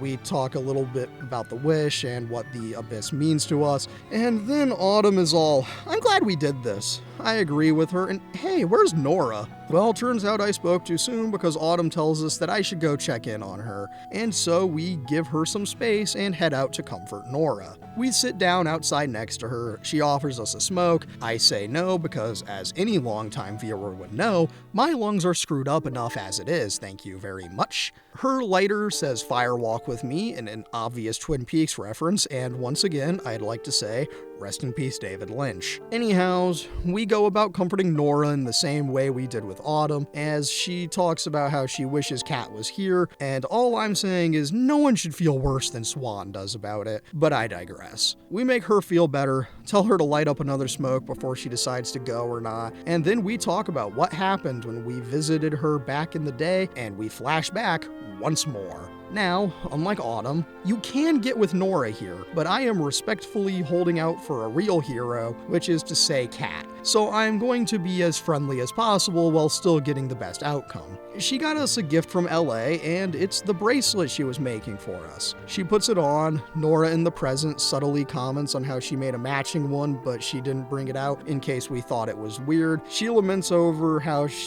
she's gonna get Kat her gift, and then she says, "Fuck it, summer isn't over, so let's party." She offers us a hit of the blunt, but I respectfully decline, again, due to the aforementioned lung issues. We prove that we're really good friends. Nora says she's got a plan, and we're gonna get our summer back. Which means we're sieging the compound! We use our camera to flash a signal to Kat, who then gives us a code to get in there and do the Lord's work, and we're off for a stealth section, baby. It's the standard puzzle-solving affair, and to be frank, it's not worth recapping everything, so let's just cut to the good part. After avoiding Corey, who was guarding the place, Nora catches up to us and helps us ladder up to the roof and towards Swan's princess. Kat's looking a little rough with her short hair. We talk about the diagnosis in the room, but Swan is here for one simple reason, which is to say that she's here for the love of her life or whatever, which means making all the right choices. We do everything we can to flirt, be helpful, and all that fun stuff before we head on out. Before that though, since I've gone all in on Kat, we get the opportunity to say we'll cut her hair, and we do. It's a very cute scene, and it ends slightly weird with Kat giving us the hair we just cut off, and it's a sweet gesture that results in an achievement unlocking called Dead Poets Society, for reasons that are probably pretty obvious. We go to record, ask her to tell us what she's thinking, and she immediately goes, "On camera? No way," which has very limited interpretations, but I'm not spelling out any of that here. We then record a truly honest final interview with Kat, and it's so sweet. Swan puts the camera down, they hug, and we fade to black as they've set up a decoy Kat in bed, which is not what that dissolve implied visually. Then the walls come crashing down because Dylan and Corey are coming in to check on Kat, and I'm gonna stand my ground because I won't back down. I take Kat's hand and they burst into the room. Kat calls Swan an idiot, but hey, she's your idiot, dumbass. Corey immediately goes COD lobby circa 2011 mode, dropping all kinds of slurs. Things are escalating to the point where even Dylan is telling Corey to chill the fuck out. Then Corey breaks our camera, assaults us, and we cut away as Kat cries. Smash cut 2, Nora and Swan sitting at the Overlook all sad and angry. They talk about what Kat's up to, and I'm gonna be honest and say that there isn't a chance that she doesn't somehow make it here tonight, because this game won't do the player like that. Anyways, Nora takes us by the hand, talks about how she wants us all to be together, and we get two options: kiss or tell her that we all need to stay together. Now, the kiss option depends on your relationship, since if it's the highest score, it'll be on the lips, otherwise it's on the nose. And these are things I need to mention to cover my own ass, because I was only friends enough with Nora to tell her that we need her because we're all bound by blood. Then, when you know it, Autumn decided to show up.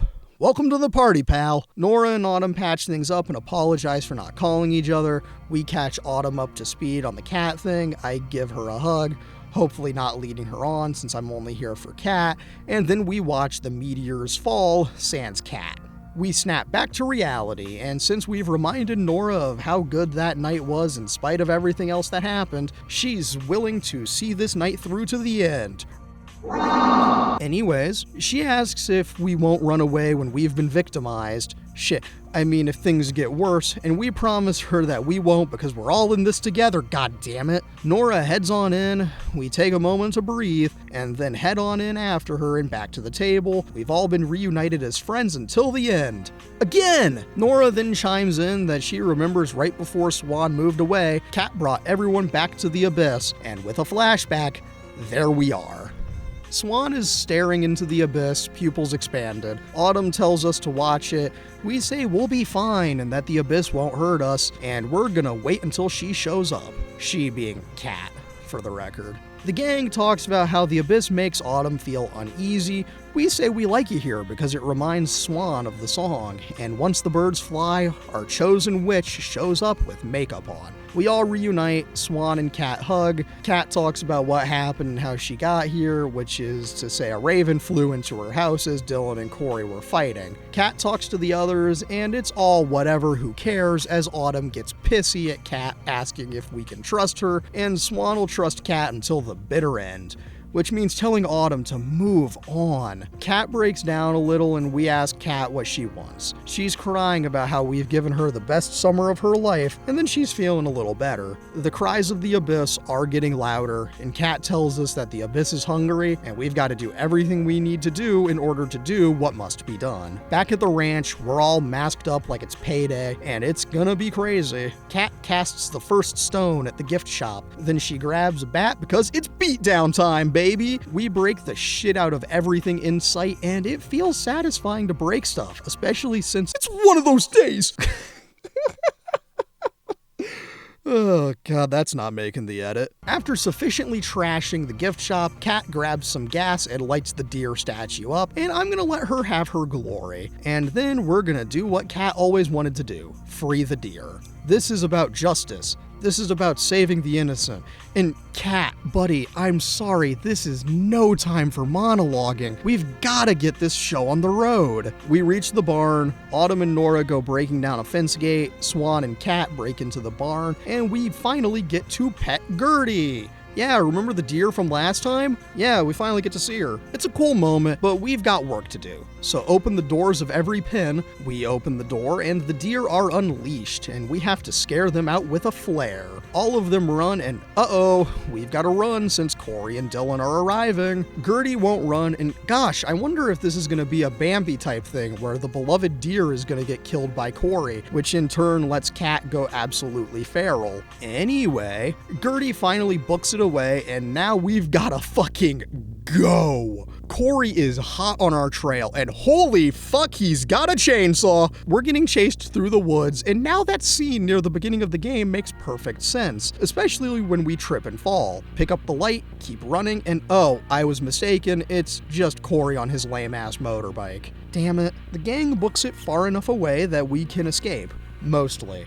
because Corey picks up the mask Autumn dropped and he's waiting above us on a pretty steep drop, and we're back to just booking it through the woods after he does the drop and continues the chase. Reminds me of when I used to run cross country. Now that was a time I don't want to relive. Corey is doing his best Jesse Pinkman driving impersonation, but happy this time, and genuinely, what a psycho. Then, the powers that be, the deer, stop him from getting close. Kat tells us not to move, and oh god, it's that scene in Until Dawn, isn't it? Oh dear god, this is horrifying. The deer attack and we run off back to Fawn's Rest where we can be safe and sound. Kat's got a really bad nosebleed, and she needs to lay down for a bit. We all play our part in helping her get some rest. We also go about boarding up the windows, and I'm gonna make sure I successfully board all the windows before we do anything else. And then I get Kat some water, and we all gather around the dying girl. We've got some more last-minute relationship up choices, and I'm sensing the vibe that we're nearing the end. Also, since I got the achievement Stand By Me for successfully bonding with everyone, that's a pretty solid indicator. Anyways, we lock the main door, Kat starts talking about how this place was always meant to be ours, and we set the combination lock, and holy shit, it's the one from when we got here? Never mind, it's not exactly what it was, but we've got the combo so in the future can unlock the box. Raven, sun, moon, moth. The gang does a chant of those 4 symbols, and what the fuck, is this game a time loop or something? I am so genuinely intrigued by this game's mysticism, but who cares? It's time for prom. The gang all starts dancing in a style that really makes me think this game was meant to have a gothic soundtrack, but whatever. We get the option to dance with Kat, and you already know that this is the setup for the kiss the girl moment.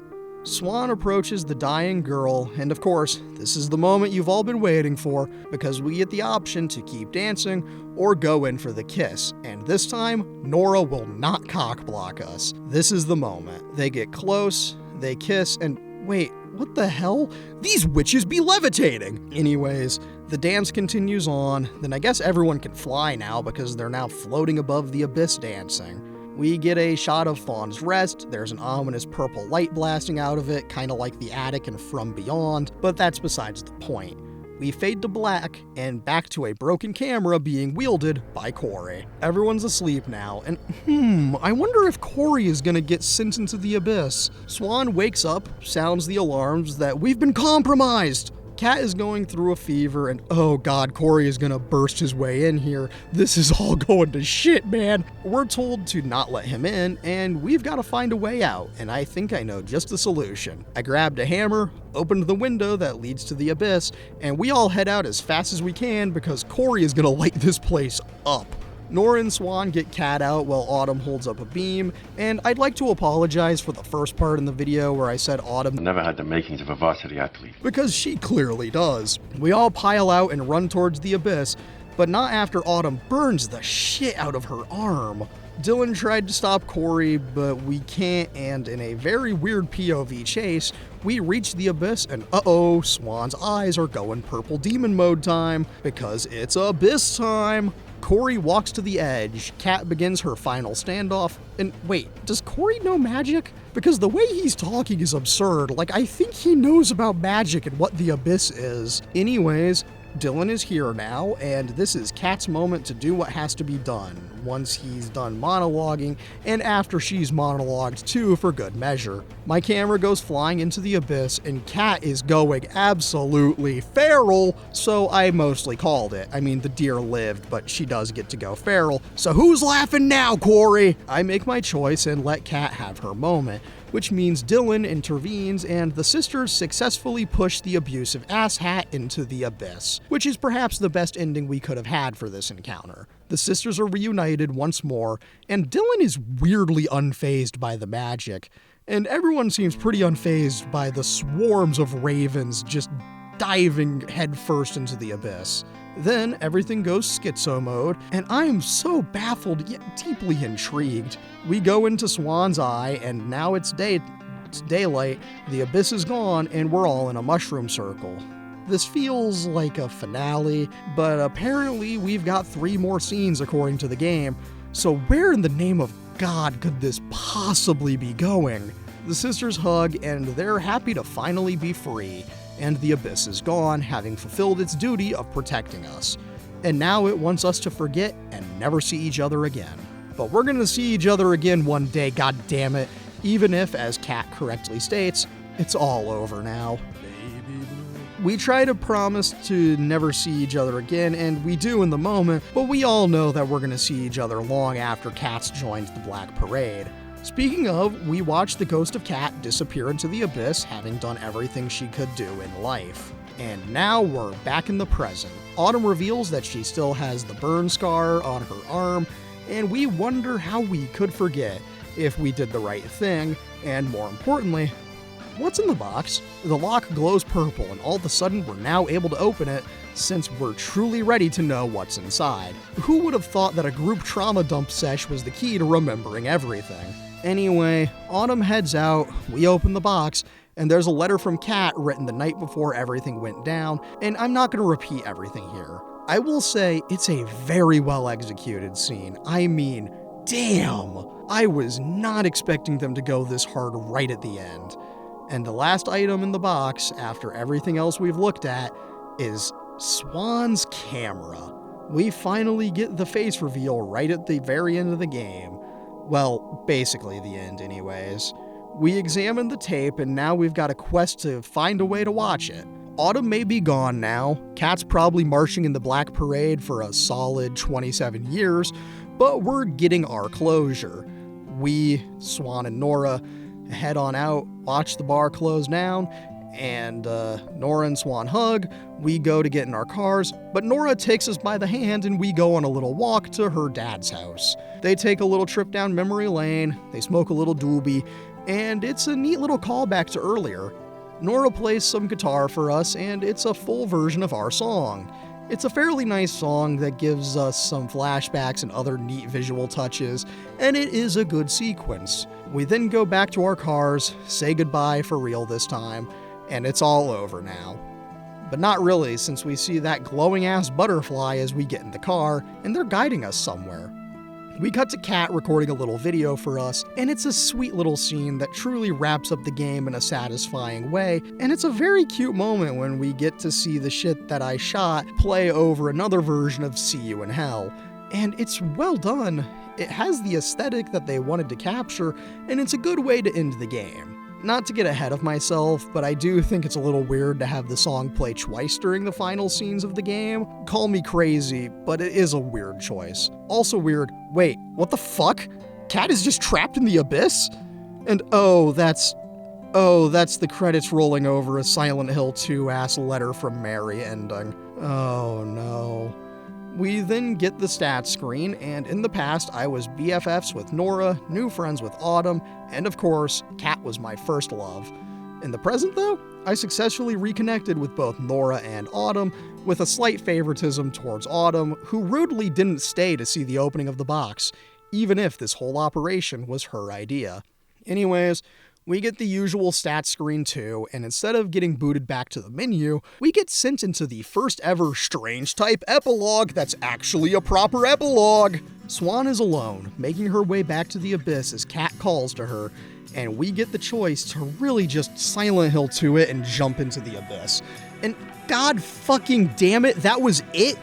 Swan just goes, "I'll find you." And that was fucking it? What an absolute blue ball of an ending. Oh my god, how unsatisfying is that? I don't want to speak too early or too out of turn, but this will severely impact my thoughts going forward. How do you fumble the bag this bad? I am absolutely flabbergasted. I don't even think I can make the section I was about to make now. This one scene changes literally everything for the worst. I was about to make a section called All Apologies, where I was going to apologize for how harsh I was towards the game in the first half, because the second half starts off really strong, and if they didn't do the epilogue that they did, they would have stuck the landing and this would have been fine. But where the fuck were you going with this Silent Hill 2-ass I got a letter from Mary-ass twist? I don't know how I'm gonna write the rest of this now, because this is all I'm gonna be thinking about. However, I'll give you a little inside baseball here and tell you that I've been writing for a very long time today, 4/23/25 into 4/24, and I'm just gonna go to bed and see where I'm at with this later. Okay? Cool.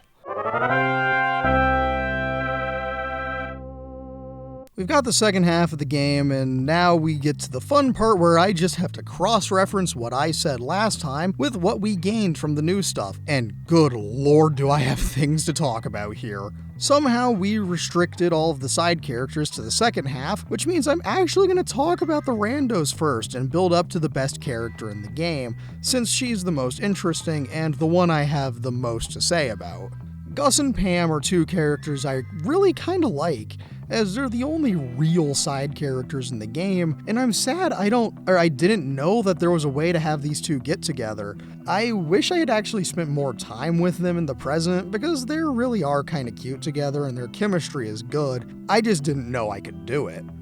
There actually are a lot of things I didn't know about this game until the stats screen, and I'm sure those little facts will pop up here and there as we go on. Corey is absolutely psychotic, and I'm gonna be honest, I kinda love him for that. He's such an asshole, but in a way that's really funny and entertaining. I mean, his genuinely unhinged chase on the bike near the end of the game is so insane. His laugh as he does the slide down the hill, then absolute unhinged thought process he has that leads him to burning down the cabin. His gleeful mania as he destroys the camera, it's fascinating.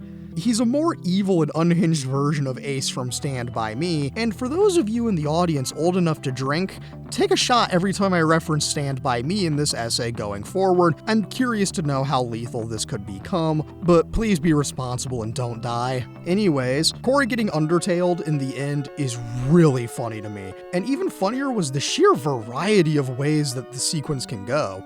I, in the moment, didn't know that you could have gotten Kat dragged to hell with him, or had all four girls get their revenge, or have only Kat get her revenge, and any other number of things that don't matter to me or you. The point is, Corey got exactly what he deserved, and it's really fun. And this is the last thing I will apologize for from the last video. I am sorry I glossed over Dylan as much as I did. She's actually a very interesting character and falls into the tradition of characters and strange types that deserve better. I think a large part of why I didn't have all that much to say about her is because she was barely in the game, but the interview with her in Tape 2 gives so much depth. I am shocked that they really actually bothered to give her a real character, mostly because she's so hostile in Part 1. But giving her the chance to prove that she's just sad and angry, and more than any of that, she's alone. Dylan is so deeply and truly alone. And while she could have easily become the one-dimensional, mean older sister who's like this because of the fact that her dying younger sister gets all the attention, but they actually bothered to give her some semblance of humanity, and the fact that she's just scared for Kat, and there's no one there to help her through it. It's the only reason she ever got with Corey, because he was the only person who could look past the dying sister, and it gave her something resembling comfort. Of course, it only came from a guy who had ulterior motives and was an abusive, self-serving monster, but for her, Corey was the only one who even slightly cared, and she took that. It's a really cool thing that when she's alone with Swan, you can see that she deserves better, which makes the ending where you just have Kat and her shove Corey into the abyss the absolute best option. I mean, god damn, it hits so good, and you really feel good for Dylan specifically. She deserves so much better than she gets from Corey, and honestly, her interview scene is maybe one of the best in the game. Just watching her realize that she deserves better than Corey and not kissing him when he picks her up is a small detail conveyed through actions, and it's great. Her growth is maybe the biggest of anyone in the game, and it's all really condensed in a way that I find interesting and not an issue. And since we've covered all four side characters in the game, I guess we're on to the main four, and we're gonna start with Autumn, I guess. I like her enough, perhaps she's the most normal of everyone in the present, but by proxy, she's maybe one of the least interesting to me.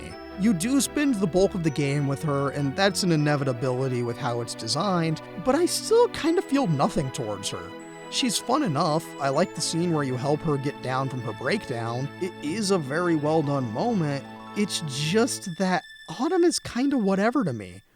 I'm sure the moments would have felt different if I was reliably on her side instead of being on the side of the last character we're gonna cover, but I digress. This may be the most unchanged opinion I have towards a character from Part 1 into Part 2. I think I might have treated Nora a little too harshly the first time around.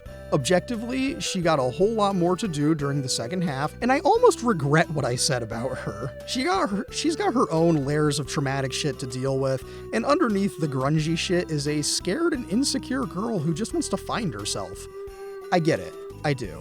I think they laid the whole wants to get out of this town and never come back thing a little too thick in the first half of the game, but once she's in the second half, you can really talk to her. I understood her character. Hell, I even liked her character. She's not my favorite of the girls, but I can see why she's one of the more popular options. Maybe she's the closest to being one of the gang to be a proper strange type love interest, or maybe she isn't. I can't really call it yet. Now I've given Swan and Kat their own section because they're so interconnected. Swan is this game's Gordon from Stand By Me, Sarah from The Craft, and maybe even a little bit of Warren from Life is Strange for good measure. Swan, of course, has to be a bit of an everyman, so to speak, which is why I felt like she was such a blank slate in the first half of the game. I still think she needs to take some anti-anxiety meds in general, but I think she really became a real character with a real personality and motivation towards the end, if only because of the codependency she has with Kat. That's why I mentioned Wilson and House, and it's why I can't talk about these two separately. And it's why I'm going to talk about Kat right now. Kat is Chris from Stand By Me, Ray Bowers from Stand By Me. She's somewhat Nancy from The Craft, most obviously the patient from The Black Parade, and of course, Wilson from House. Which means I need to break down all of these influences into something comprehensible. Swan and Kat are Gordon and Chris from Stand By Me, respectively. I mean, the whole of Stand By Me is narrated by Gordon, who went on to be a writer. And guess who went on to be a writer in Lost Records? That's right, Swan. Now, Swan also has the neglectful parents that don't care too much about what she does, similar to Gordy, but we don't get enough about what her life is really like to know if she's got the dead older sibling and whatnot. But it doesn't matter. I say Kat is Chris because, like Stand By Me, she's the one in the group who dies, and she's the one who had all these expectations set upon her based on her family and other life circumstances, and she's the one who wants to get out but feels like she'll never get the chance. But most of all, the focus of the thing is really the relationship between the two smart ones, i.e. Chris and Gordy, and in this game, Kat and Swan. There's two scenes of Kat and Swan that are eerily reminiscent of the scenes in Stand By Me, where Chris tells Gordy he's destined for great things, and the scene where Gordy tells Chris that he'll be able to break the cycle and do great things. We get these scenes mirrored through the optional rooftop scene in Part 1, which was something I missed the first time around and did get on replay, and the bedroom scene in Part 2. The point being, these are the scenes that establish that they're the characters destined for this great adventure of witchcraft in this case. Speaking of witchcraft, it's time for me to make a comparison to a movie I've seen once. It's The Craft. I bring this up generally because Swan is Sarah, since she's the new girl with the least knowledge on The Craft, and she's the most pure of heart when it comes to her special witchy experiences. Kat, on the other hand, is Nancy, because Nancy is experienced as a witch that is also just evil, kind of like Kat is.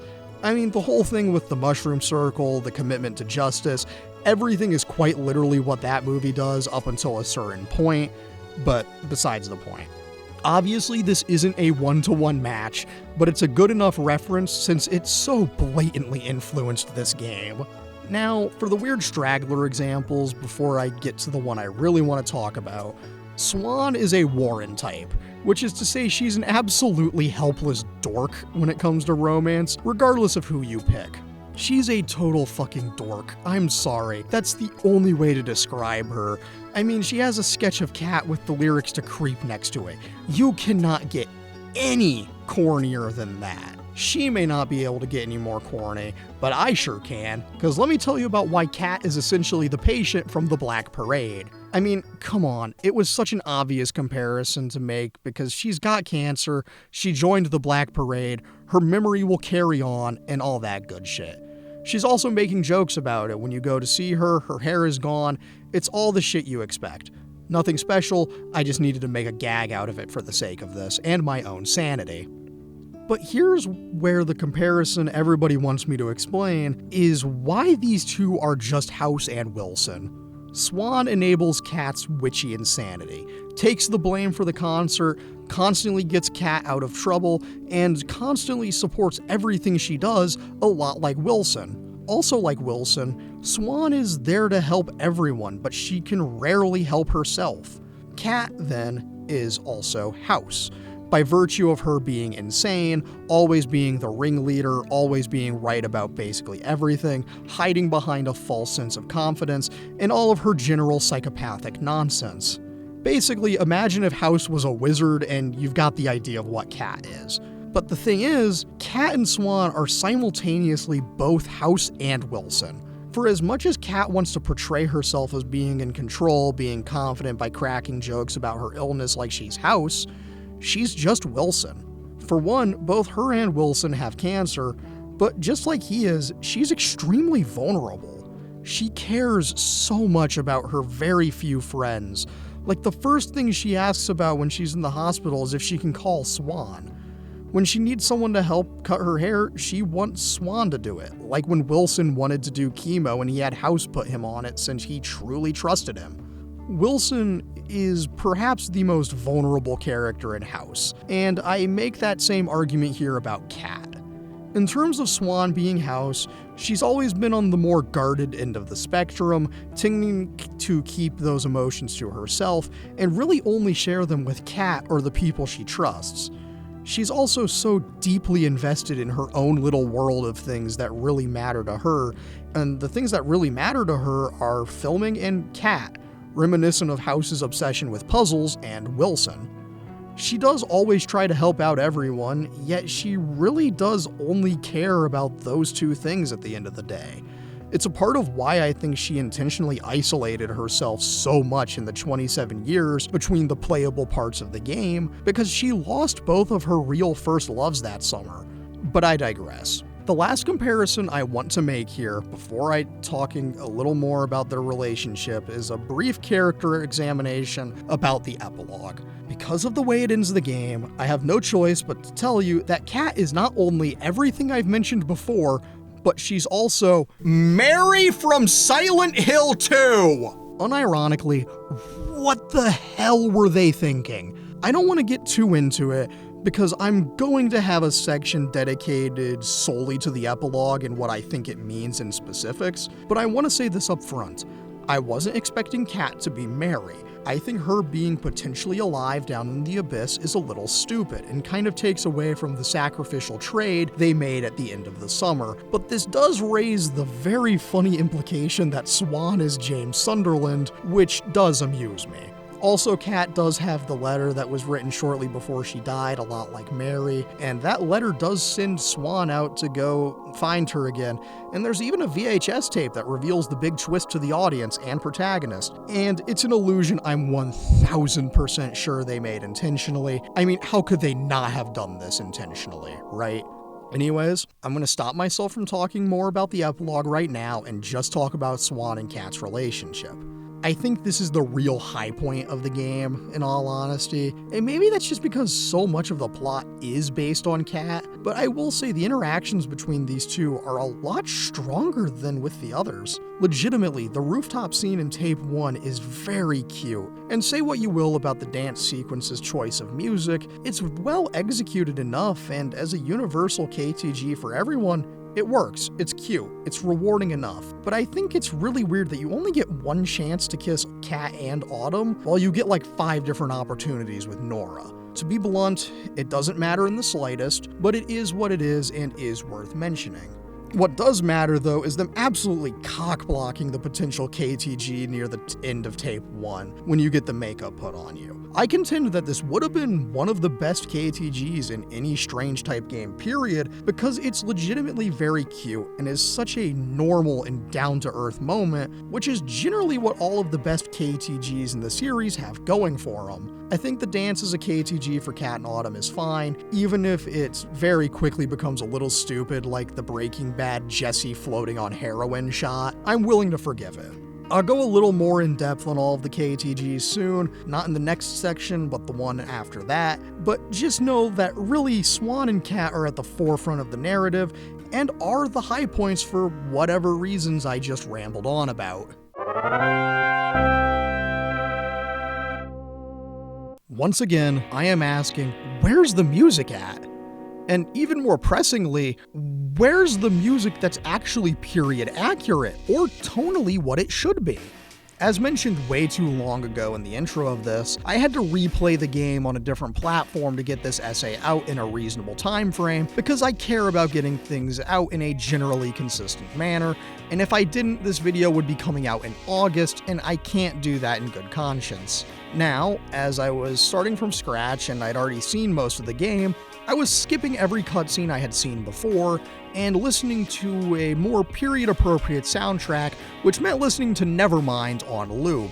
And I'll be the first to admit, it made the experience so much better with a grungy and angsty-ass soundtrack. I wish I could remember which scene happened to line up with In Bloom, but holy shit, it hit like crack. It was genuinely incredible. Then, after I had had enough of Nevermind, I did cheat a little and played Melancholy and the Infinite Sadness, which came out in October of 1995, like 3 months after the game ended, and again, it was incredible. I am a champion of a good soundtrack in games, but come on, use the time period appropriately to convey the feelings you want to convey. I know Riot Girl was the big thing you wanted to use, and I get it, but here's the thing. Ask a simple random sample of 100 people to name a Riot Girl song. Repeat the process a few dozen times, and I can guarantee you with 95% confidence that the results will be statistically significant and prove that most people don't know shit about the Riot Girl movement. And I get it. You want to make your game special and stand out in comparison to other pieces of media that are 90s coming-of-age nostalgia stories. The fact that this game used Riot Girl as their big inspiration felt like an afterthought, and this is most clearly shown in the dance sequence. I couldn't tell you what song was actually playing during this scene, but you know what would have fit perfectly based on the vibes of the dance itself? Pictures of You, A Letter to Elise, A Forest, Fascination Street, Burn, Doing the Unstuck. Quite literally any Cure song would have fit the sequence brilliantly and far better. The dance itself is already very gothic in nature, and the visuals reflect a more gothic and witchy tone, and it leads me to believe that there had to be some kind of issue behind the scenes that prevented them from getting the rights to anything that would have been more appropriately fit for the vibe. I don't want to be conspiratorial or anything, but I genuinely believe there's some behind-the-scenes reason for why they didn't make the soundtrack more grungy or gothic. And honestly, I think the reason that the Creep reference is only on an optional piece of paper is because that was the most they could get away with referencing what the original soundtrack was supposed to be. I truly think that most of this game's themes would have been elevated with a gothic soundtrack. I know you want the concert sequence to be the countercultural moment like Riot Girl was, but the overall aesthetics of the game and the existence of magic really indicates that they should have just made everyone a goth kid, and it would have made the experience just leagues better. Setting the rage aside, I do think there's a large portion of music that they could have used that would have been far more interesting and memorable than not. I mean, if Cat is supposed to be edgy and kinda punkish, where's the Green Day? Hell, not that they're a punk band by any means, but you could have absolutely convinced me that Cat would love 9 Inch Nails and the Downward Spiral specifically. Nora could have been a big fan of shit like NoFX, and you cannot tell me that since Autumn was a skater that she wouldn't have been bumping In Excess. Granted, These things may be obvious to me, who thinks in these terms a lot and dreams beyond the budgetary restraints, but it really would have made the experience better to get a hit with real music from the era, and not the anachronistic stuff we got. All I'm saying is, you can't convince me that Cat wouldn't have been blaring all apologies. All in all is all we are, though, and this game's soundtrack is a fair bit disappointing, and I wish they really committed to being a gothic or grungy-ass game instead of whatever the hell they tried to do here. The question of the hour is still, is this a good Strange-type game? I mean, that epilogue really dropped the ball, but since we're not answering the question of is this game good yet, we can thankfully ignore it for now and just take another look at the exact same points I covered last time, with those points being player choice, character relationships, usage of soundtrack, the guiding pop culture reference point, variations of gay, and unique to this section, how does this compare to its fellow siblings of the genre? To start off, the second half really went more in on player choice than the first half did. I will say that they didn't deviate too awful much from the formula, even if they added a lot more choices to the whole. Like, the story outcomes are generally the same, albeit there is a shocking amount of variation. Like, the story beats are always going to be the same. Corey has to get got by the Abyss somehow, Kat will be dragged to hell somehow, the girls will separate until present day. All of that has to be the same. It's just how you get there that has more variety than usual. I am shocked at how many variations there are in the final confrontation, like getting everyone to throw Corey into the Abyss, or Corey dragging Kat down with him. The one I'm most curious to know about is what the hell do you do to get the Abyss to aggressively take Kat, rather than her sacking herself? I don't know how you get in that position as a player, but the fact you can is pretty interesting. I'm sure it has to do with getting the lowest possible relationship score you can with her, but I don't have the kind of time to replay the whole game again in order to get every single outcome possible. The game did make a good use of player choices as a whole package, and so it gets points for that. We've already covered the music, so we can skip that one. And to be frank, I've covered so many pop culture reference points when I talked about Swan and Cat that I can't cite anymore here without wanting to mentally combust.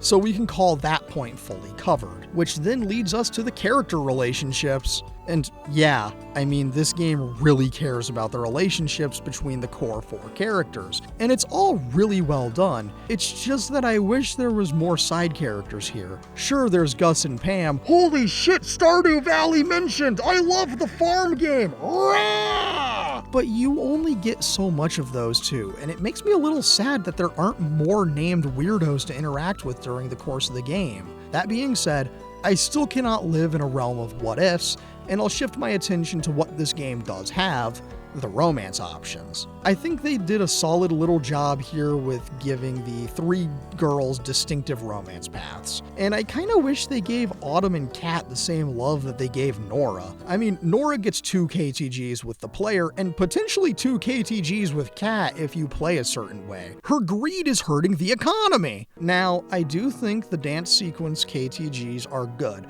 I'd put them all together on the Strange Type KTG tier list in 5th place, below Vin and above Amanda. But honestly, between you and me, if I'm including Nora's other KTG, which I wouldn't ordinarily do, that scene might take the 4th place slot from Vin and moving him down to 5th.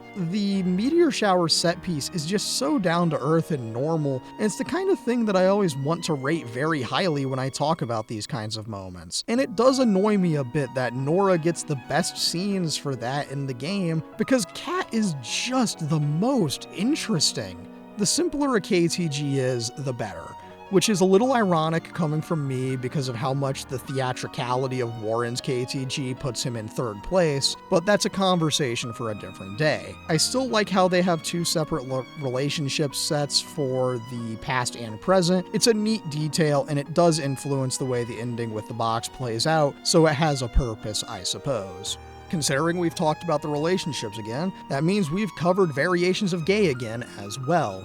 Which now leads us into the main point of the segment: how does this compare to its genre siblings? Well, let's once again set aside the elephant that is the epilogue, and we're going to start comparing it directly to all of what came before I place it somewhere that feels right, okay? To start, this game is nowhere near as perfect as the original Life is Strange or as truly solid as True Colors, which locks it out of the top 2 slots. That's a fairly self-explanatory reasoning, and if you really need to hear it, check out the videos I've done on those games, and you'll get it in more detail than I can afford to put here.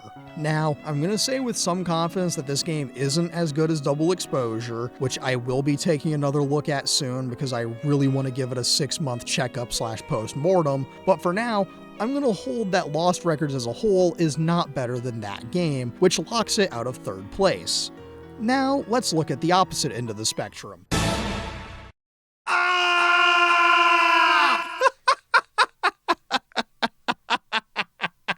Oh, I'm so glad I scripted that. That's so good.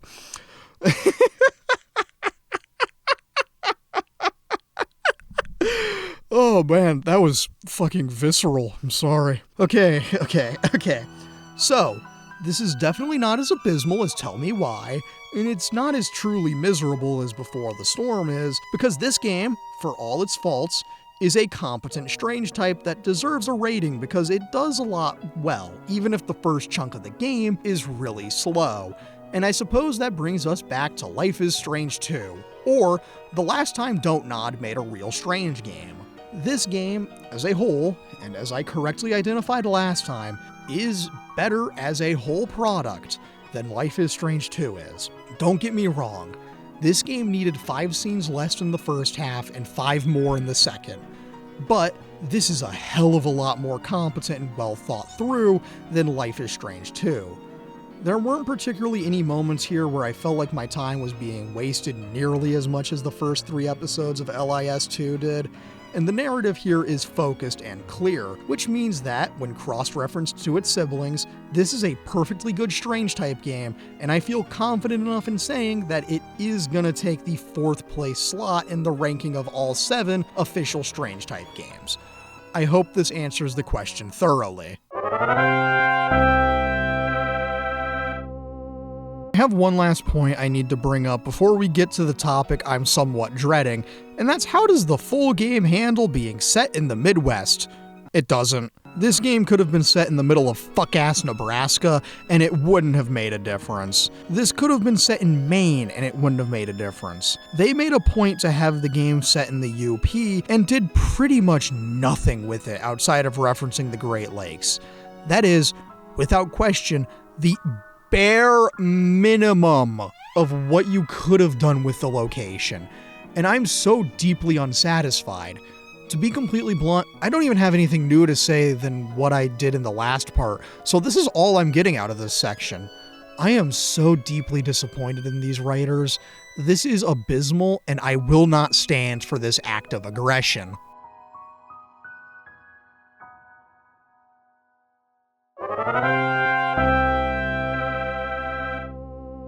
I could only delay the inevitable for so long, so I think it's time to take a look at that epilogue again. I would also like to preface that this section is only examining the impact of the epilogue on this game, and I have a separate segment that I want to make about some implications and speculations, because there's something I have to throw out there since my prophetic vision about a creep reference was right, but we'll get to that. Oh, trust me, we'll get to that. For now, though, we're finally tackling how a single 2-minute scene could absolutely just tank your perception of a game. To begin breaking down the epilogue proper, for those who somehow slept through that part of the story recap, this epilogue really wants to be a 1-to-1 remake of the opening of Silent Hill 2. To briefly summarize, James Sunderland receives a letter from his dead wife Mary 3 years after she died, saying that she's alone there now, in their special place, Silent Hill. And of course, he heads there in order to see if it's really true. What follows is one of the most iconic psychological survival horror games ever made, with a phenomenal soundtrack, truly unsettling creature design, a lot of symbolism, and a truly emotional story that raises questions around a lot of heavy topics really well. And it's a game that I'm going to talk about at some point, probably in October. This isn't a promise. I'm not gonna commit to that. Just know that it probably will happen at some point that I talk about Silent Hill 2. Now, Lost Records foolishly attempts to do the same thing at the very end of the game. Swan receives a VHS tape from Kat 27 years after the Abyss took her, saying that, Well, I'm alone there now. In our special place. Waiting for you. to which Swan immediately heads back over there in order to check it out!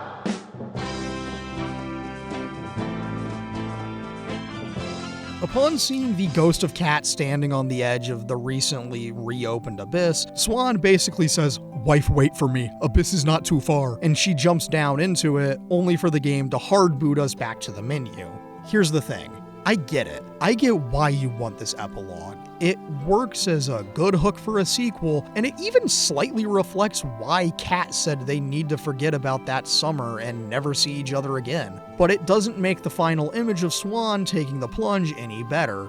Earlier, I said this game needed 5 scenes less in the first half and 5 more in the second. And while that may be a slight exaggeration, this epilogue needed 1 more scene. And what that scene could be is any number of scenes. But what I would've did is have a single shot of Swan down in the Abyss proper, make it look like Silent Hill, and throw in a cheap last-minute Corey jump scare for good measure, because that's the technique. It immediately creates more intrigue, establishes exactly what the sequel is going to be, and more importantly, it is exponentially more satisfying to end the game like that. Is it cliche as all hell? Of course it is.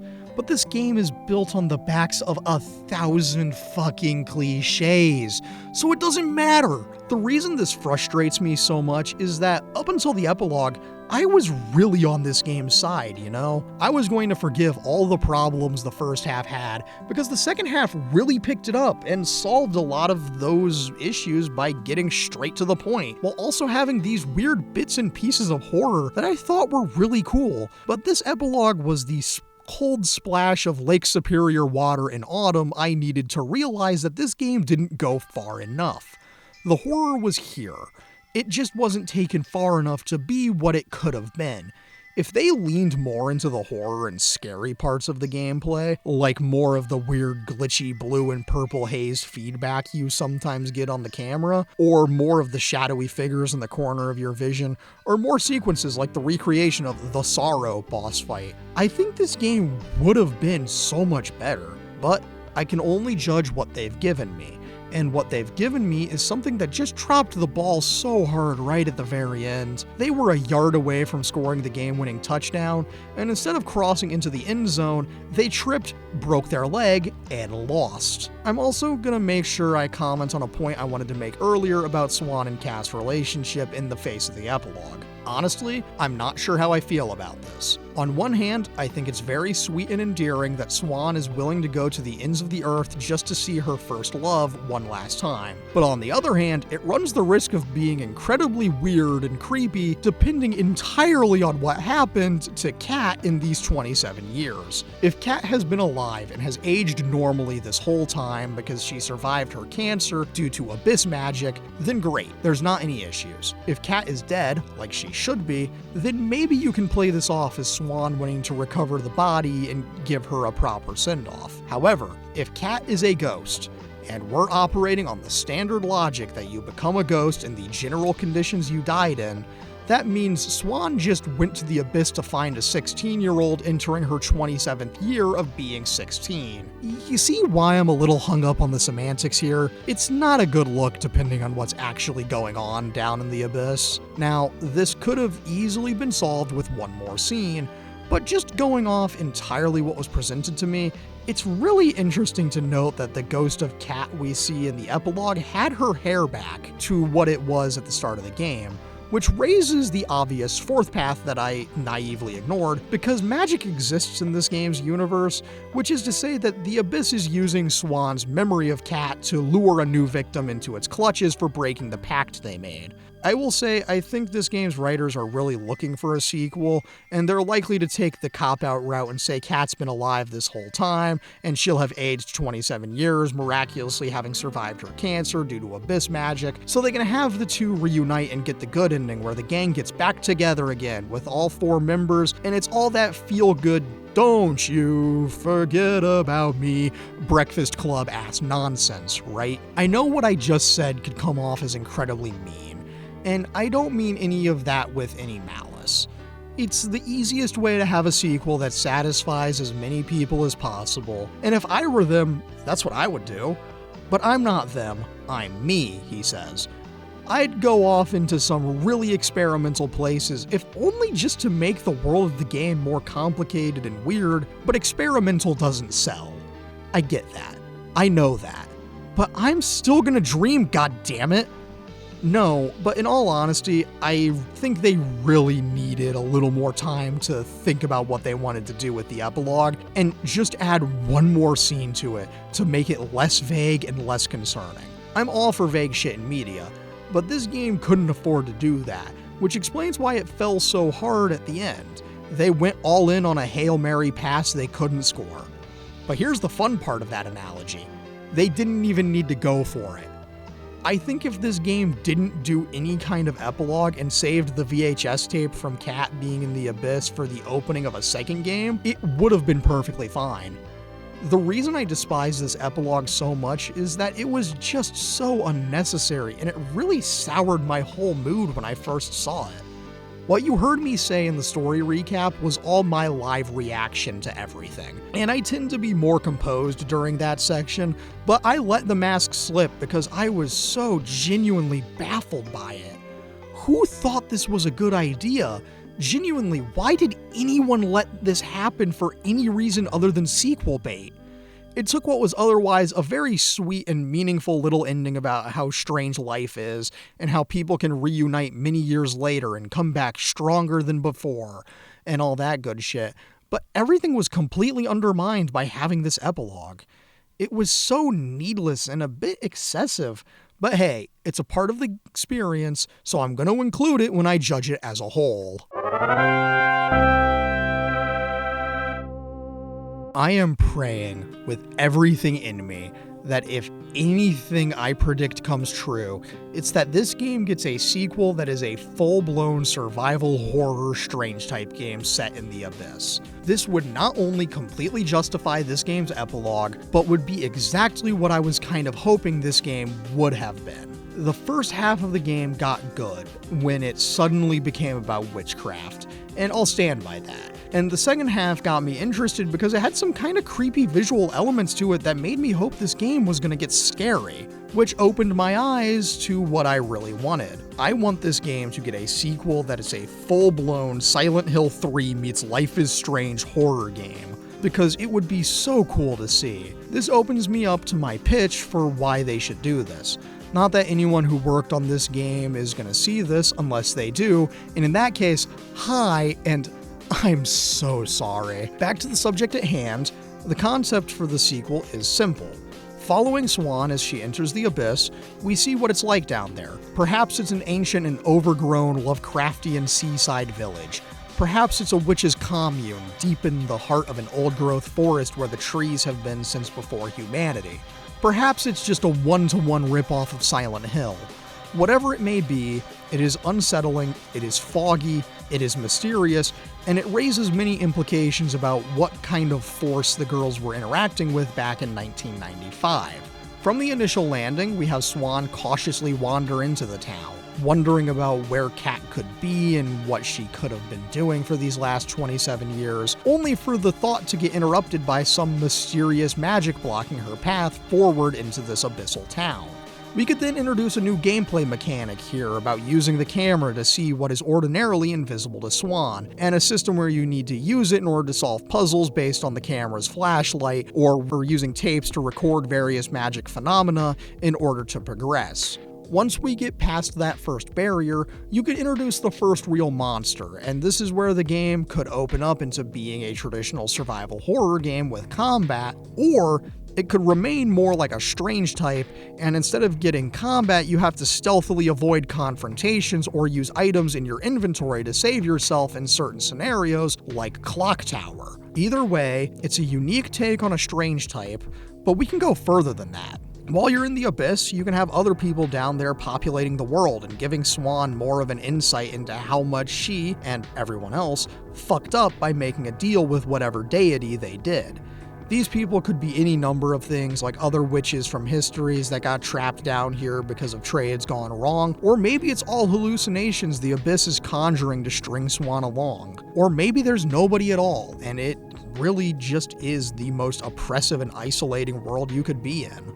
Obviously, you have Swan go through a variety of the usual horror game places, like a library or a school, or maybe even a video store if the Abyss makes personalized changes based on who's down there, kinda like the town of Silent Hill does. And Swan will uncover clues about Kat's whereabouts as she progresses, and maybe even having a few run-ins with the ghost zombie demon remains of Corey as a major recurring antagonist. However you want to get there, at the end you can have major choices that split the player towards a couple of different endings.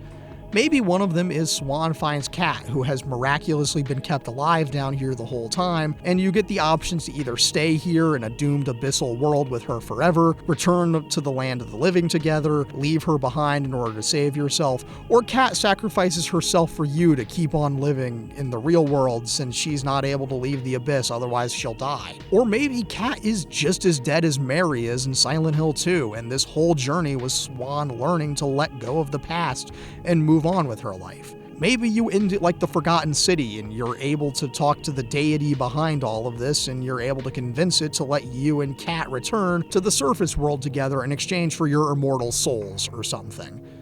There's a lot of room for opportunity with this concept, and I pitched this idea because I think it fixes my biggest problem with the game I'm actually talking about and makes the stupid-ass choice of epilogue work.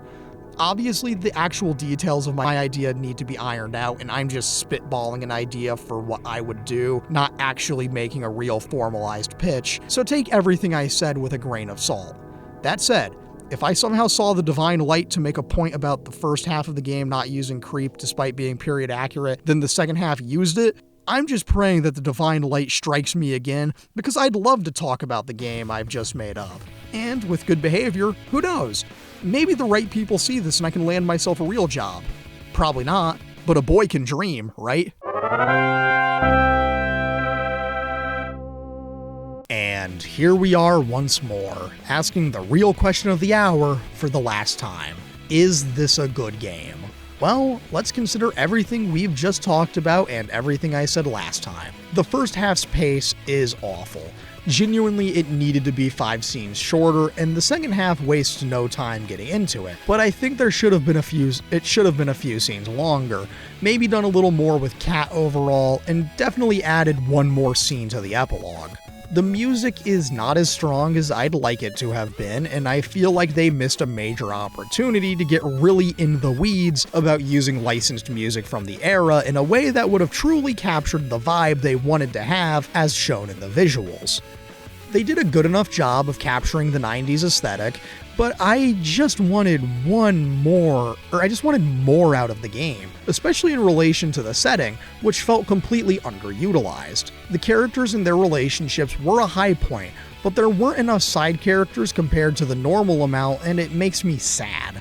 The story is fun enough, it's a mostly enjoyable experience, and it looks so goddamn pretty the whole time. I still think it's weird that they didn't commit to a third-person over-the-shoulder style camera for the whole game, but it did make for a fun twist when we finally got there in the present. I will still run a slight retraction on something I said last time. This game's praise is not a celebration of mediocrity. It is a well-written game with good characters, great visuals, and is an enjoyable experience as a whole for the most part. Based on everything I just said, you're probably expecting me to give this game a 7 out of 10, and I'd say that was very well played, and how did you guess what rating I was going to give it? Please note that I just said what rating I was going to give the game was a 7 out of 10, but I think the epilogue was so deeply and monumentally stupid that I have to dock points for it. I cannot understate how truly stupid it was to end the game with Swan pulling a Silent Hill 2 after the ending sequence when the song played, being as high of a note as they could have ended on. Instead, it just whimpers out on a note we've seen 1,000 times before, which is why I'm only going to give my final rating of 6 out of 10. Now, if you'll excuse me, I have to go write a novel about how I never did have friends like the ones I did when I was 12, and ponder if anyone does. I've been your host, A Leg of Glazed Ham, and thank you so much for watching. It always means a lot. Please subscribe, like the video, maybe leave a comment if you're so inclined. Engagement helps me more than you can know. Thanks again, and good night!